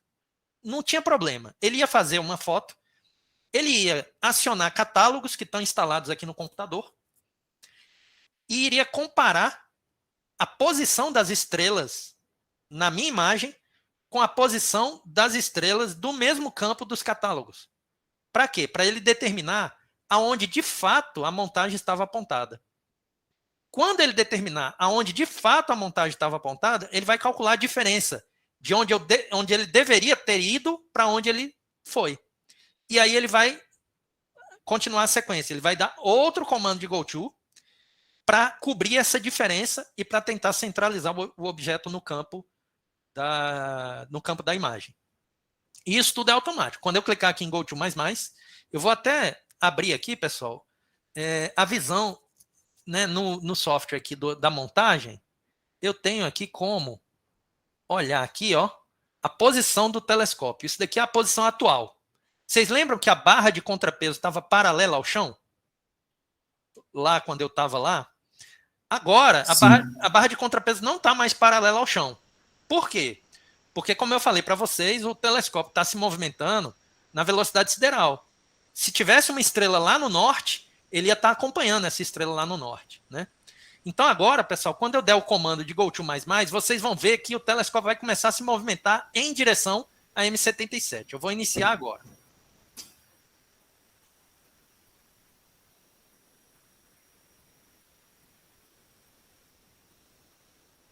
Vocês estão vendo aí que ele está se movimentando, né?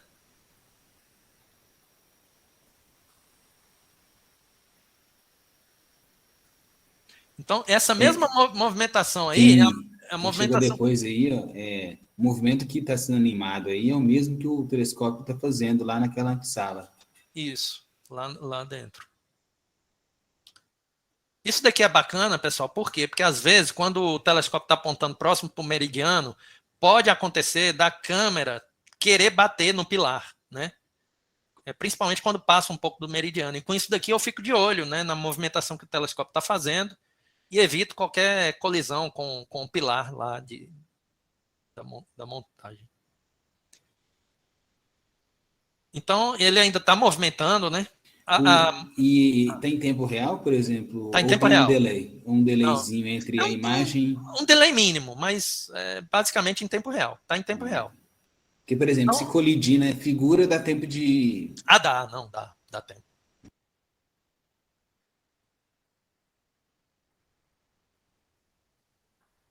Então, pessoal, ele está chegando próximo do alvo, né? Vocês viram que ele parou de movimentar aqui em declinação? Não, em ascensão reta, está movimentando só em declinação. E o que vai acontecer agora? Ele vai tentar fazer uma imagem. E ele vai tentar fazer o plate solve dessa imagem. Lógico que ele vai falhar, por quê? Porque está cheio de nuvem, né? Então ele não vai ver estrela nenhuma, então ele não vai conseguir identificar que área é aquela da imagem. Mas vocês vão ver que vai aparecer alguma coisa aqui agora. Professor, tem como a gente ver o que ele está visualizando? Tem, vai aparecer aqui na tela. Ah, ok. Ele vai fazer uma imagem agora. Ó. Ele está começando aqui a exposição 5 segundos, 6 segundos. Ele vai fazer uma imagem, eu acho, de 8 segundos. Ó, temos estrelas. Tem algumas estrelas aí. Bravo, tô falando, a gente tem sorte. E parece que... Mestre, nós estamos com sorte. E olha, a galáxia e ela agora. tá aparecendo. Eu tô vendo ela já E parte... ele, pessoal, ele reconheceu, tá? Tanto é que ele já colocou aqui isso aqui, ó. Isso daqui é o quê? Ele acabou de reconhecer a área da imagem aonde ele estava e não era exatamente onde ele deveria. Olha a galáxia aí no centro. Vocês estão vendo? Esse ponto branco aí, esse ponto branco a galáxia. é o núcleo galáctico. Se eu fizer uma exposição mais longa, deixa eu fazer aqui uma exposição agora de, sei lá, 30 segundos, né? A gente vai ver com mais detalhe essa galáxia aí, vamos ver. Esperar aqui ele fazer uma exposição de 30 segundos. Então, pessoal, a gente deu sorte, né? Tem uma janelinha ali, sem nuvens, né? Acertou, hein? A M77 aí. Ele botou no centro, né? Mas por que ele botou no centro? Não estava no centro. Mas ele fez o quê? Ele reconheceu que não estava no centro, ele determinou as coordenadas de onde ele estava e ele mandou um novo comando de movimentação para ele chegar no centro. Tá? Então aqui, pessoal, agora, olha aí. Ó. Aí é a galáxia. Tá Já dá até para ver a espiralzinha. Está dando para ver algumas espirais até, inclusive. Tá dando. É. Agora, pessoal, já que a gente está aqui, né, e temos essa janelinha, vamos completar a história. Eu vou abrir aqui o programa de guiagem. Para a gente começar a guiagem, a gente fazer uma exposição de pelo menos 5 minutos nessa galáxia. Então, aqui, o que eu estou fazendo? Estou conectando aqui. Esse programa vai se conectar à montagem e à câmera de guiagem. Eu vou começar aqui a fazer uma exposição. Vou pegar alguma estrela aqui. Ó, vou pegar essa estrela aqui e vou começar a guiar, tá? Então, o que ele começou a fazer agora? Ele começou a monitorar a posição dessa estrela. Quando a estrela sai um pouquinho do campo, ele dá um comando na montagem para voltar com a estrela no centro. Para quê? Para melhorar a precisão de acompanhamento do objeto que você está querendo fotografar, tá? Então, agora eu posso começar a fazer uma exposição mais longa, né? Então, o que eu vou fazer aqui, pessoal? Eu vou programar aqui para a gente fazer uma exposição de 300 segundos. Vou fazer aqui 2 exposições de 300 segundos com filtro de luminância, tá? Ok. Então, o que o professor está fazendo Vou inicializar. é assim... Vai aparecer as cores reais, Olavo? Com Não, ainda não. Ainda não. Porque eu estou com filtro de luminância, né? Eu não estou Mas com o filtro de luminância não é aquele que recebe as cores tais quais elas são, ou seja, vai vir a cor que estiver sendo emitida, não? Não, vai vir os fótons de todos os comprimentos de onda, mas lembre, a câmera ela é monocromática. Ok. Ela é preto e branco, entendeu? Preto e branco. Mas o que o professor está fazendo é o que chama de autoguiagem. Ele colocou uma estrela, centralizou a estrela. Não, sim, lembra que quando a gente tira aquela foto sem esse acompanhamento, fica aquele borrão no céu? Isso, eu entendi. Ele está corrigindo esse borrão.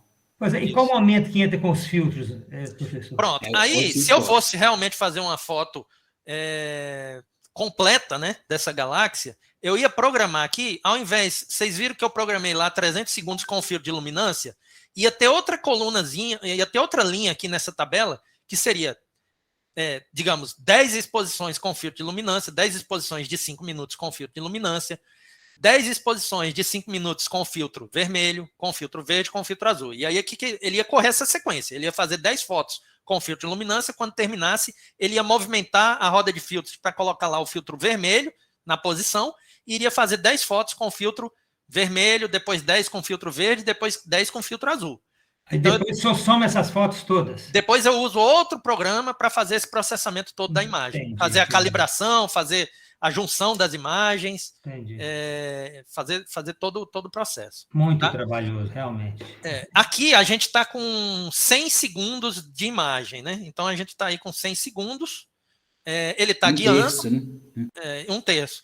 Quando ele terminar essa exposição, eu vou abrir a foto que ele acabou de fazer num outro programinha aqui para a gente dar uma olhada nela. Provavelmente a gente vai conseguir ver os braços espirais da galáxia, pelo menos, né? Eu não sei, né? Pode ser que o céu estivesse aberto e agora ele está fechado. Nublou, né? Vai que nublou, né? Não sei. Eu não estou olhando para o céu daqui.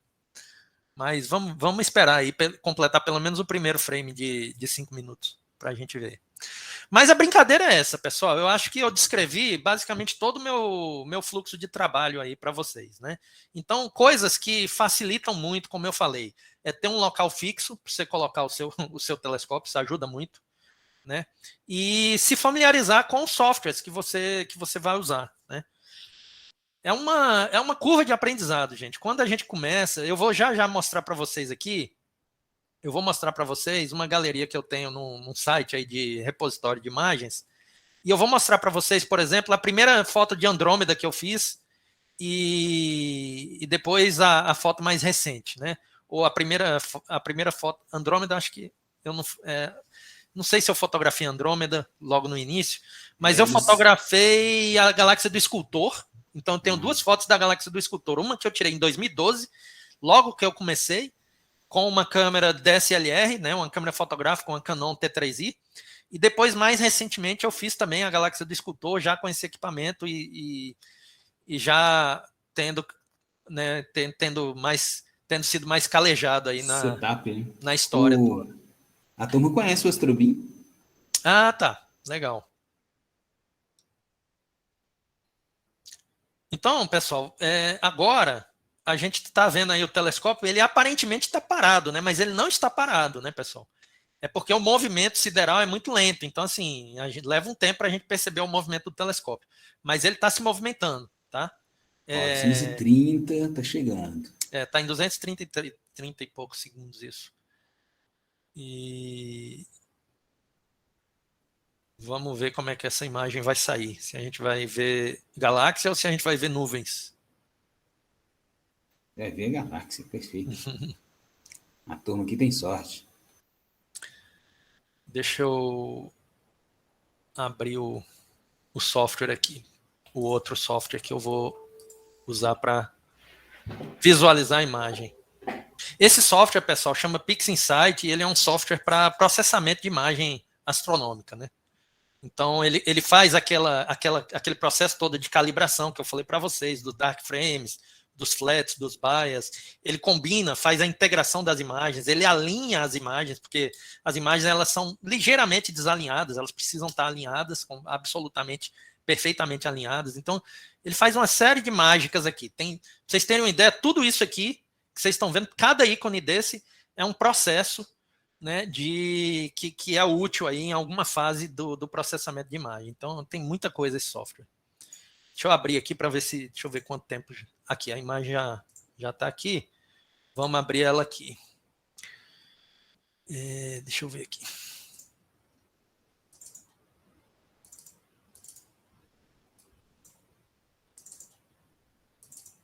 Então, essa foi a imagem que a gente obteve, né?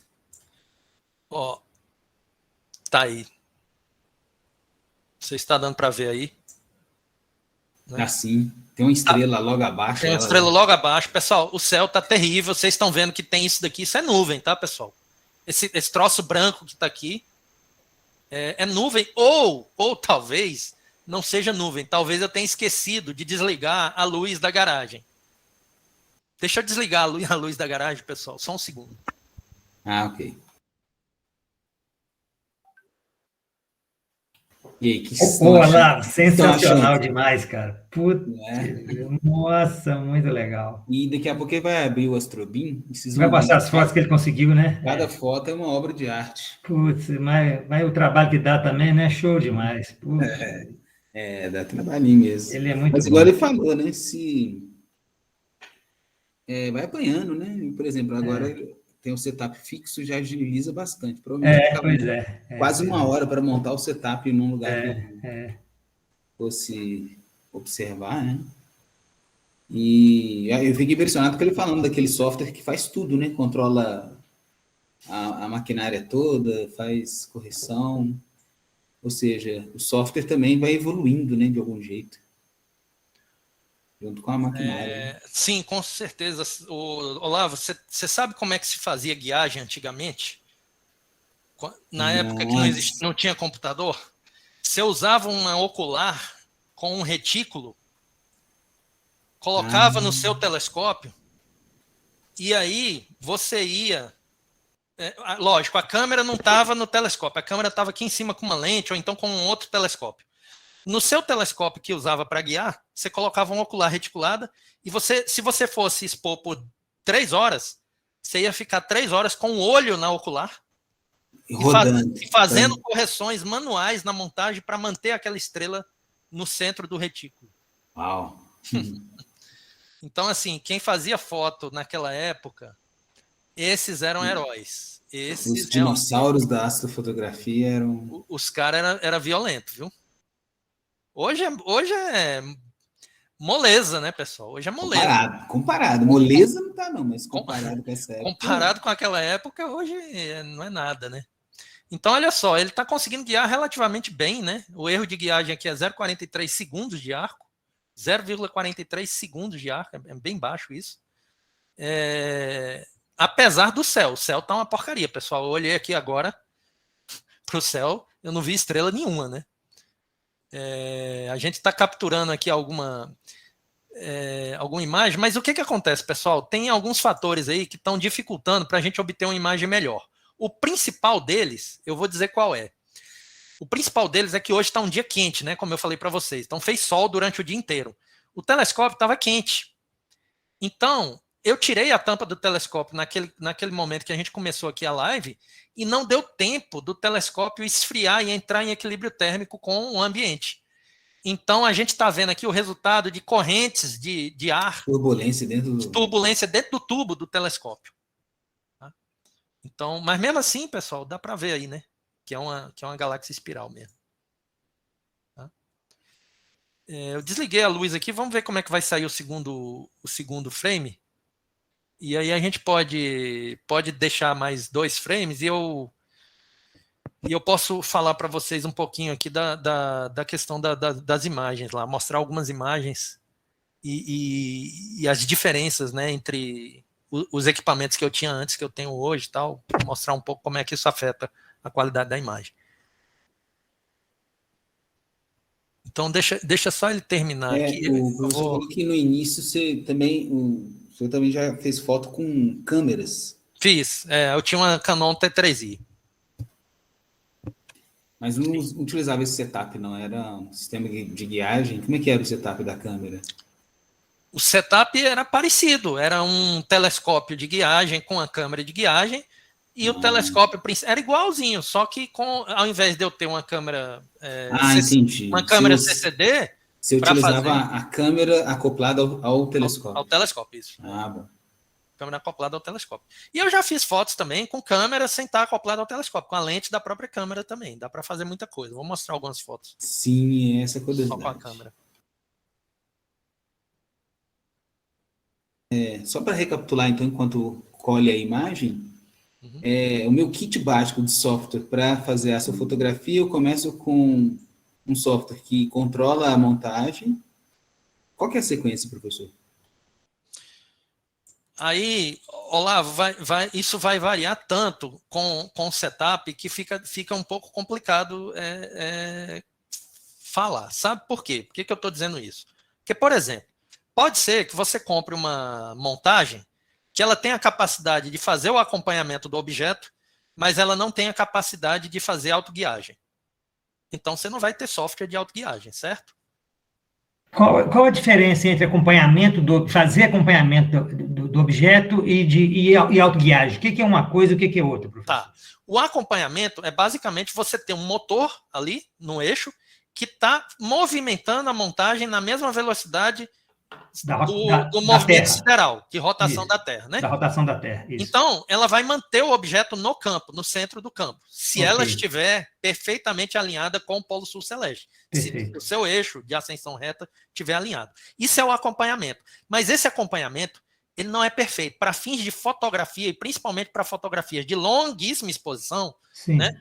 Como 5 minutos, eu acho que vocês nunca ouviram falar que alguém fez uma foto de 5 minutos num celular ou numa DSLR, por exemplo. Sua filha, por exemplo, vai estranhar muito quando você falar que as imagens são 5 minutos e várias imagens de 5 minutos, não só uma, né?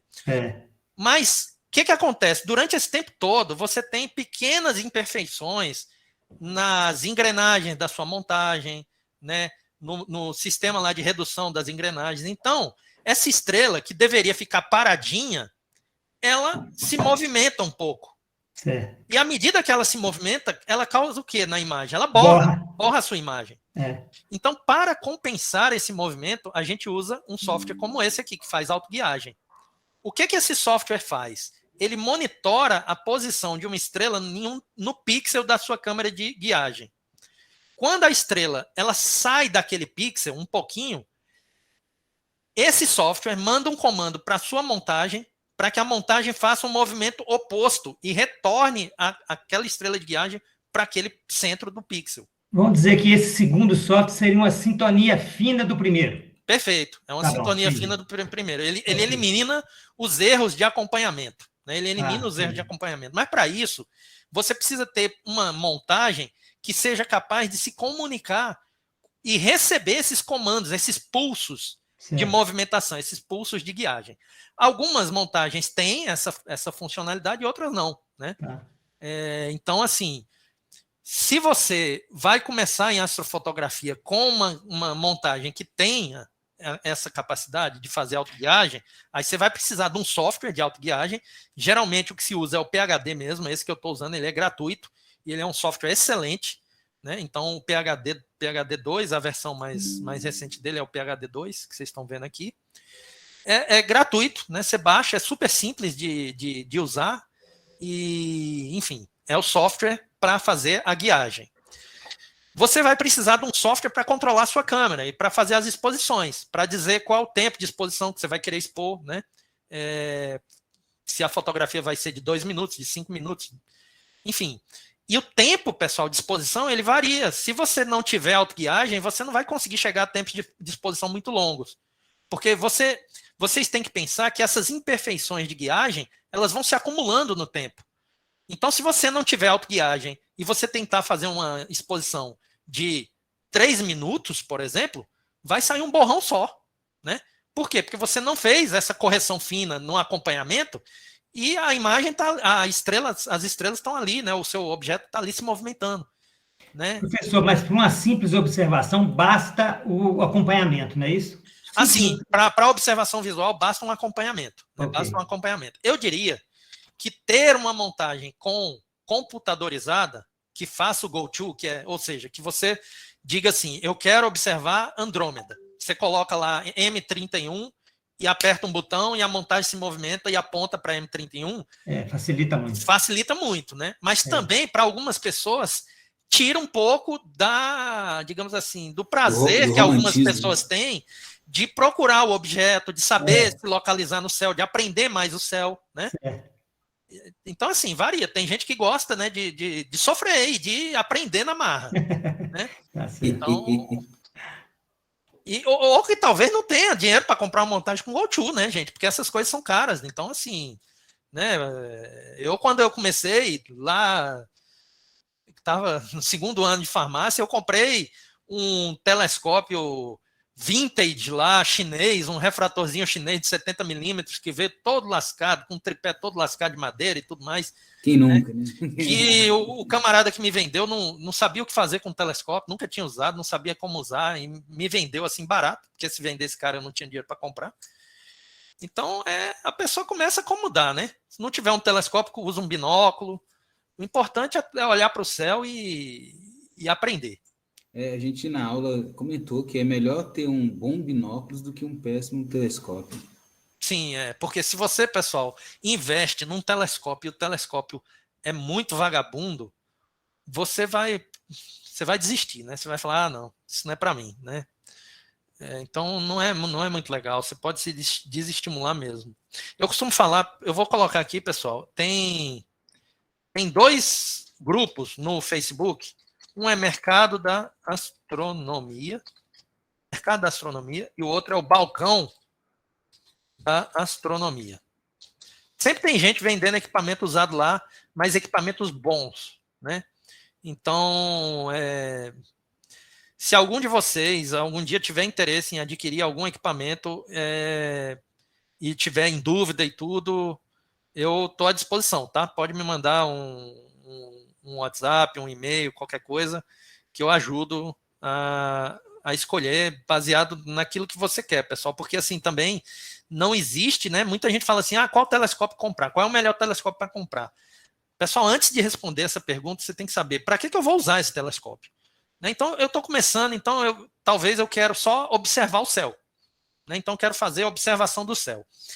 Até nisso, tem uma segunda pergunta. Eu gosto de observar mais o quê? Objetos do sistema solar, tipo Saturno, os planetas, a Lua, ou eu gosto de observar mais nebulosas, galáxias, objetos do céu profundo? Porque isso vai definir também o tipo de telescópio que você vai adquirir primeiro, né? Então, assim, o problema é que as pessoas têm uma ideia de que existe esse telescópio ideal que vai fazer tudo, que vai ser o melhor de tudo. Vai ser o melhor para observar galáxias, vai ser o melhor para observar... Não tem isso, pessoal. Quem disser que tem, está mentindo. Né? Então, por exemplo, esse setup que eu tenho aqui não dá para fazer foto do sistema solar com qualidade. Não dá. Né? Então, vocês vão ver aí que no máximo eu fiz aí uma lua, né? Mas assim, nunca fiz Saturno, Júpiter, não tenho foto de planeta. Por quê? Porque quando eu comecei, eu falei, eu quero fotografar planeta ou eu quero fotografar galáxias e nebulosas? Eu falei, não, eu quero fotografar galáxias e nebulosas. Porque eu acho que tem mais variedade de galáxias e nebulosas do que tem de planetas, né? Então, eu fiz essa opção desde o início. Vou só mostrar aqui para vocês, pessoal, a segunda imagem, para ver se ela ficou um pouco diferente da primeira. Melhor ou pior. Não ficou muito diferente, não. A luz ainda estava acesa, mas já melhorou um pouco a qualidade da imagem, eu acho. Ficou boa mesmo. Já melhorou um pouco, né? Sim. Talvez a turbulência. Vocês estão vendo, pessoal? Vou ampliar bastante aqui para ver. Ó, vocês estão vendo essa manchinha, esse anel escuro aqui? Poeira, tá? Então, isso daqui a gente remove com aquele frame de calibração que eu falei, os flat frames. Tá? Então, deixa eu abrir um flat frame aqui desses para vocês verem, pessoal. Só para vocês verem o que é um flat frame e como é que ele pode corrigir esse tipo de problema aí.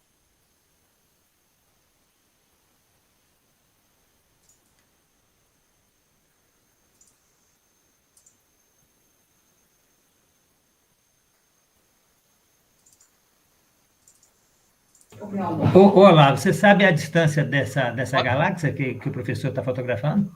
Olha só, essa pessoal. é a M77, né? Só um instante.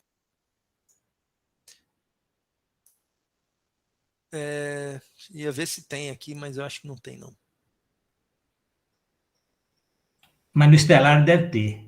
No estelar deve ter mesmo. Esse daqui ele tem mais as coordenadas, enfim. Tem a magnitude, né? 9,61. 46 mil anos-luz. 46 mil. 47 mil, né? Sei. Olha só. Aliás, 47 milhões de anos-luz. Eu abri a imagem e abri um flat frame aqui. Tá vendo que o flat frame tem? O flat frame ele só tem as imperfeições. Ó. Isso tudo é poeira, pessoal. Grão de poeira que está próximo lá do sensor da minha imagem. Ou seja, fechou e fotografou ao mesmo tempo de exposição? Eu não fechei. Eu coloquei um painel de luz. Na verdade, eu fiz isso aqui como? Eu apontei para o céu de tarde, quando ainda tinha um pouco de sol, um pouco de luminosidade, e eu coloquei uma placa de acrílico branca para atenuar um pouco a imagem. Então, eu fiz o quê? Uma imagem de um campo uniformemente iluminado, né? E aí a gente consegue ver o quê? Todas as imperfeições que eu tenho no... Mas o tempo de aquisição é qual? Não, o tempo de aquisição tem que ser bem mais baixo, né? Porque você está com um objeto muito iluminado.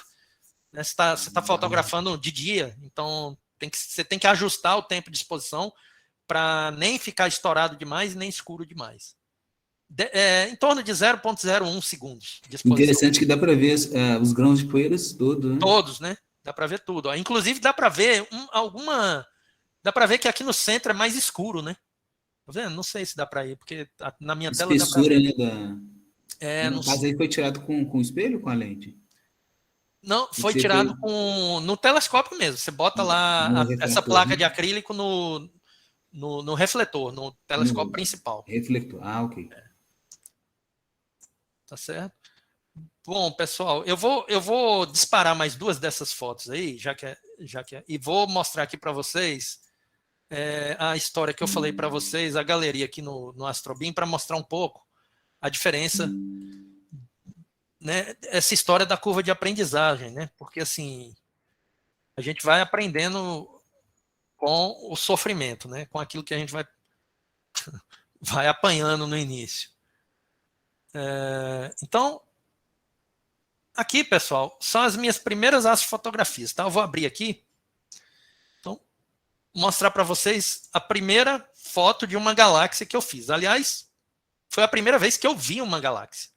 Eu nunca tinha observado uma galáxia. Sensacional. Então, já aqui fotografou, hein? 2010, 2013, julho de 2013, durante o Encontro Brasileiro de Astrofotografia. Essa é a galáxia do Escultor. Tá? O que eu usei? Esse mesmo telescópio, então já tinha esse telescópio em 2013, esse mesmo telescópio, uma Canon 600D, ou seja, uma Canon T3i. Então acoplei a câmera, a Canon, no telescópio. Eu tinha outra montagem, que era a Orion Atlas, uma montagem também computadorizada, também que fazia autoguiagem, só que ela era muito menos precisa e exata do que essa montagem que eu tenho hoje. Então eu vendi ela para poder comprar essa, né? Juntei mais um dinheirinho para comprar essa montagem. O mesmo telescópio de guiagem, o refratorzinho da Orion de 80 milímetros, uma câmera de guiagem que eu ainda tenho hoje, mas hoje eu uso uma outra.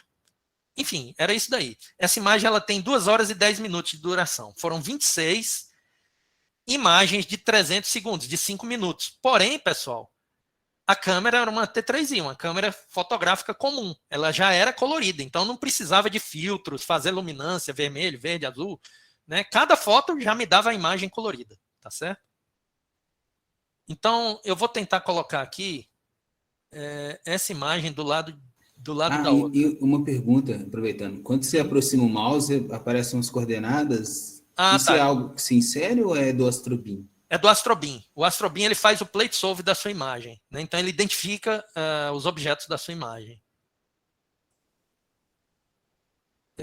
Então, deixa eu tentar abrir aqui a imagem mais recente que eu fiz da galáxia do Escultor. Deixa eu ver onde é que ela está. Uai. Nota-se que o professor já é mineiro, né? Apesar de ter vindo de gostei do Uai. Pois é. Eu não estou achando, não, a Escultor mais recente que eu fiz. Será que ela não tá upload? Ela não está. Quer ver? Eu acho que eu não botei ela aqui, não. Deixa eu pegar ela aqui, pessoal. Ela está aqui. No meu drive. Eu acho que eu nem postei lá no Astrobin, talvez. Foi recente? Não foi muito recente, não. Eu que me mosca mesmo. Esqueci.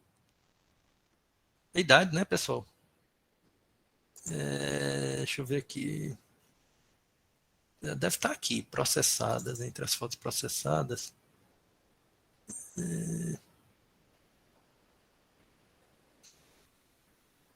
Está aqui.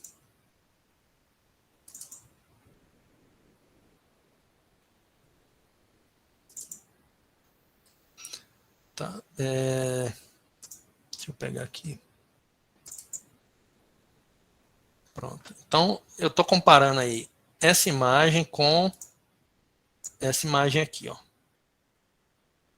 A primeira e uma das últimas, né? Deixa eu aumentar aqui. Vou botar as duas aqui, uma do lado da outra. Deixa eu tentar fazer isso. Tá? Então, essa é a imagem que eu fiz em 2013 e essa é a imagem que eu fiz hoje. Hoje, ó. Atualmente, né? Acho que isso daí deve fazer o quê? Uns 4 meses que eu fiz essa imagem. Tá certo? Bem mais detalhes, né, na parte central. Bem mais detalhes na parte central. Pegou aqui hidrogênio ionizado, né? Com essas partezinhas mais vermelhas. Mas é o mesmo telescópio. A câmera é diferente, né? E a montagem também é diferente. Mas... A exposição também, né? Porque as estrelas aqui estão mais saturadas, né? Ou foi a mesma exposição? Vamos ver. Eu fiz aqui, foram frames de 5 minutos. Aqui também, 5 minutos. Então, assim, o tamanho da exposição só é o mesmo. Né? Mas, naquela época, pessoal, eu não usava o mesmo software de processamento, eu não tinha a mesma capacidade de processar, né, as minhas imagens. Então, tudo isso muda. Não muda. Talvez tenha mais informação nessa imagem antiga que eu não consegui extrair com o processamento que eu fiz. E com o processamento atual, porque eu já aprendi outras técnicas de processamento e tudo, eu consegui extrair um pouco mais de detalhes, né, da imagem. Então, é isso, não é só o equipamento, né? Você também muda, né? A sua capacidade de processar as imagens, né? É como um fotógrafo experiente que sabe usar muito bem o Lightroom, né? O Lightroom tem gente que pega uma foto mediana e transforma naquele espetáculo, né? Bacana. Mais alguma pergunta, gente? A gente está encaminhando já para o final, quase 21 horas. Deixa eu só ver se ele fez alguma imagem aqui para a gente olhar da galáxia. E aí a gente...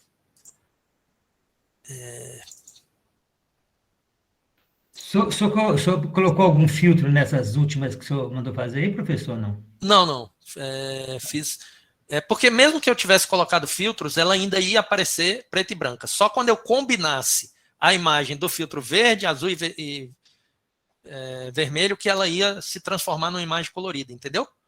Mas essa combinação das 3 cores aí, ela oferece toda a possibilidade de cor que a galáxia tem, na verdade? Toda. Toda, né? Toda possibilidade. Ela vai lhe mostrar realmente... É o RGB, né? Como se você tivesse feito uma imagem com uma câmera colorida. Colorida. Tá. As últimas que saíram, pessoal, da galáxiazinha que a gente está lá fazendo imagem, a última foi essa aqui.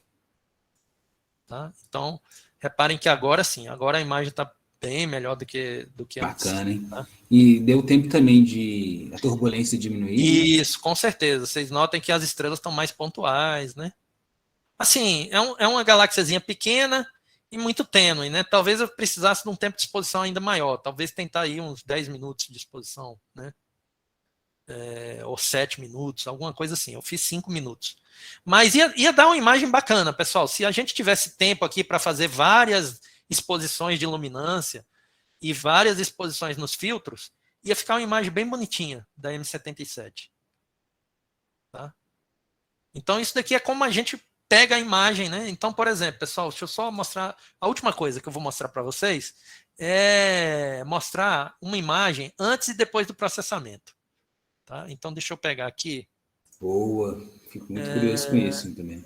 Olha só, vamos pegar aqui uma imagem processada aqui. Deixa eu ver.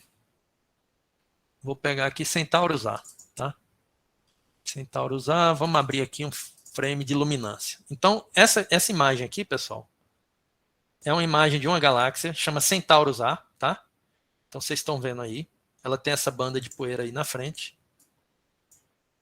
Vocês vejam que eu tenho um escurecimento nos cantos da minha imagem, né? Isso daí chama-se vinheta. E por que eu tenho isso? Porque eu estou usando filtros de 1,25 polegadas de diâmetro. Eu deveria ter filtros de 2 polegadas. Aí eliminaria esse problema aqui. Mas meu filtro ele é pequeno para o tamanho do círculo da minha imagem, né? Então é como se eu estivesse tentando olhar por um tubo e o tubo estivesse limitando o meu campo de visão. Mas isso daqui é um frame único de luminância, tá? Frame único de luminância. Deixa eu ver se eu tenho aqui um frame de luminância combinado, todos eles combinados. Então vamos lá. Luminância.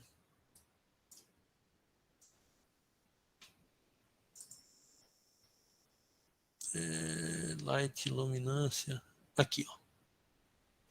Então isso daqui, pessoal, é um frame já de luminância, já combinado todos eles. Então, isso daqui que vocês estão vendo aqui, eu vou ampliar bastante para ver se vocês percebem diferenças na imagem, tá? Vou colocar na mesma ampliação aqui. Então, vocês estão vendo aí a mesma região da imagem, né? A mesma região aí. Isso daqui é um frame, um único frame de 300 segundos, e isso daqui é depois de eu ter combinado todas as imagens que eu fiz de luminância, tá certo? Então vocês veem que tem muito menos ruído, né? Se eu ampliar bastante, vocês vão perceber. A granulosidade diminui, né? Tá? Por quê? Porque eu coletei mais sinal e menos ruído quando eu juntei as imagens, tá? E agora eu vou mostrar para vocês a imagem final, depois de eu combinar os filtros verde, azul, vermelho, né? Então, por exemplo, aqui, a imagem final, tá? Sensacional, hein? Eu acho... Tem um gigante vermelho aí Eu vou ser sincero, eu sou muito orgulhoso por essa imagem aí, porque eu gostei muito dela, né? É uma imagem que ela ficou com um sinal ruído muito bom, E assim, eu dei sorte porque as noites estavam perfeitas, assim, com turbulência atmosférica nenhuma, né? E as Então, estrelas coloridas aí, hein? Apareceu a cor das estrelas em volta também, ó, que bacana. exato. Dá para ver bastante detalhe aqui na faixa de poeira dela, né? Então, assim, imagem bem bacana de Centauro usar. É isso, pessoal. Se tiverem aí alguma dúvida, alguma coisa que vocês queiram saber, eu fico à disposição aí de vocês. Eu costumo falar demais, né? E disparar. Professor, Bem-vindo. de amador, o senhor não tem nada. É isso que eu tô falando. O senhor não tem nada de... Eu sempre falo com ele, ele é o mais profissional dos amadores. Pô, tá doido. Não, mas isso aí gente, essas coisas elas podem ser meio obsessivas, né? Quando eu comecei em 2012, como que começou essa história de fotografia, né? Astronomia eu já falei para vocês, começou com um tio meu, mas fotografia, eu tinha essa ideia, né, de que, pô, era muito difícil fazer as fotografias, porque você tinha que ter câmeras especiais e tal, e não sei o que, aquela coisa toda. Aí, eu fui na página de um astrofotógrafo brasileiro, que depois eu conheci lá no EBA, né, nesse encontro lá de astrofotografia, que é o José Carlos Diniz. Ele é um carioca, um senhor já, né, mas ele é desses pioneiros, pessoal, que fazia fotografia com câmera analógica, com filme, né, Então ele viveu toda a evolução da astrofotografia, da era analógica para a era digital. E eu comecei a olhar o site dele, né, na internet, e ver as fotos que ele fazia com câmera fotográfica, com DSLR. E aí eu fiquei doido, eu falei, então eu vou comprar uma câmera. Eu não sabia nem usar, pessoal, uma câmera fotográfica, né? Eu não sabia, né, o que era ISO, o que era tempo de exposição, o que era abertura, o que era, né, profundidade de campo, enfim, não sabia nada disso. Quando eu fui para o EBA pela primeira vez, que foi esse encontro, eu fui para me encontrar com o Diniz e para aprender, para ver os diferentes equipamentos, para ver se eu definia aquilo que eu ia querer comprar. E aí eu passei um ano, né, comprando aos poucos as coisas, né? Tinha juntado um dinheiro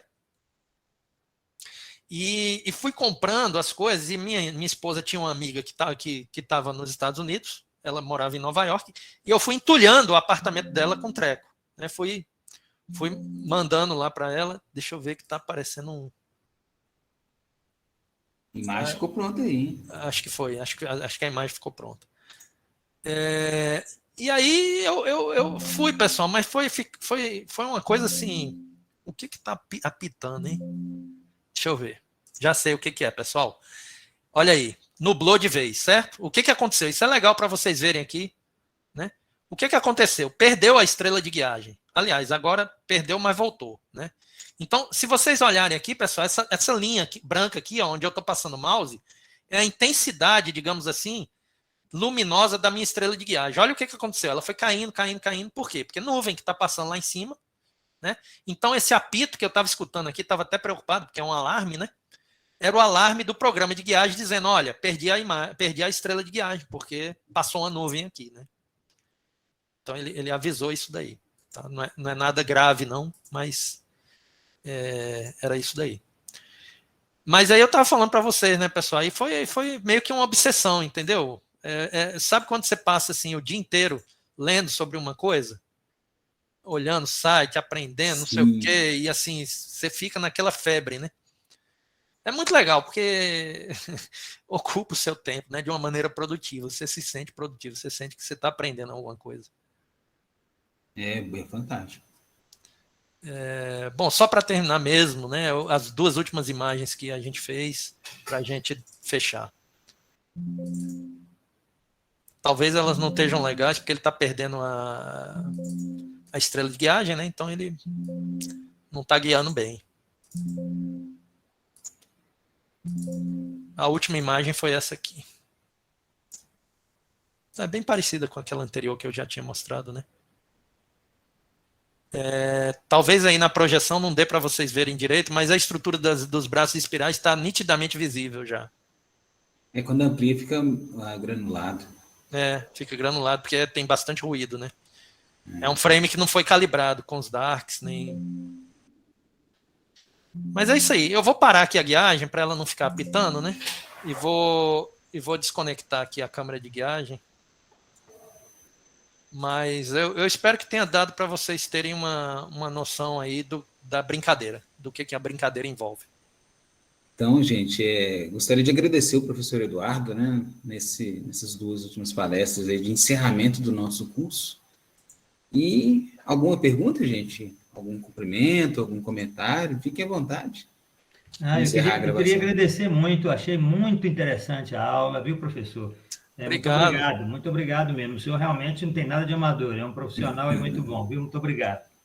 A Amanda Kelly, ela falou aqui no grupo, parabéns, professor, excelente aula. Achei super legal a facilidade que você usa o sistema de guiagem e o método de buscar. Espero conseguir reproduzir seus métodos um dia. Com certeza, pessoal. Isso não tem nada de misterioso, tá? Se tem alguma coisa algum conselho que eu posso dar para vocês e que é uma coisa que está totalmente ao alcance de vocês, é aprender a ler inglês. Isso faz uma diferença absurda. Importante. Tá? Por quê, pessoal? Por mais que a gente tenha informação em português, infelizmente, os melhores materiais que você vai achar estão em inglês. Tá? Então, assim, e o mundo se comunica em inglês. Né? Então, assim, um astrofotógrafo daqui do Brasil, quando eu entro num fórum de astrofotografia, eu vou ter que me comunicar em inglês, porque está todo mundo falando em inglês.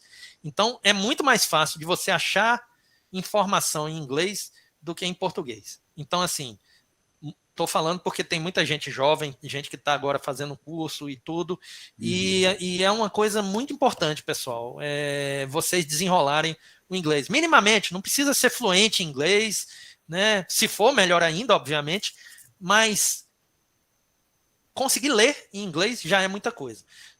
Tudo bem, hoje a gente tem muita facilidade, tem o Google Translator, né, eu vejo meus alunos às vezes, eles têm uma extensão do Chrome que eles abrem as páginas em inglês, as páginas já entram traduzidas para o português, né?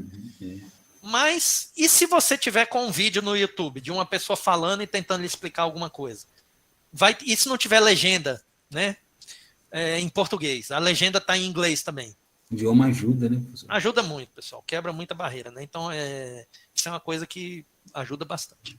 Tá, a Jussiara falou aí, fantástico. Matheus Araújo falou, sensacional. A Arielle falou, foi show, professor. Achei massa, fiquei fascinada com os equipamentos do senhor.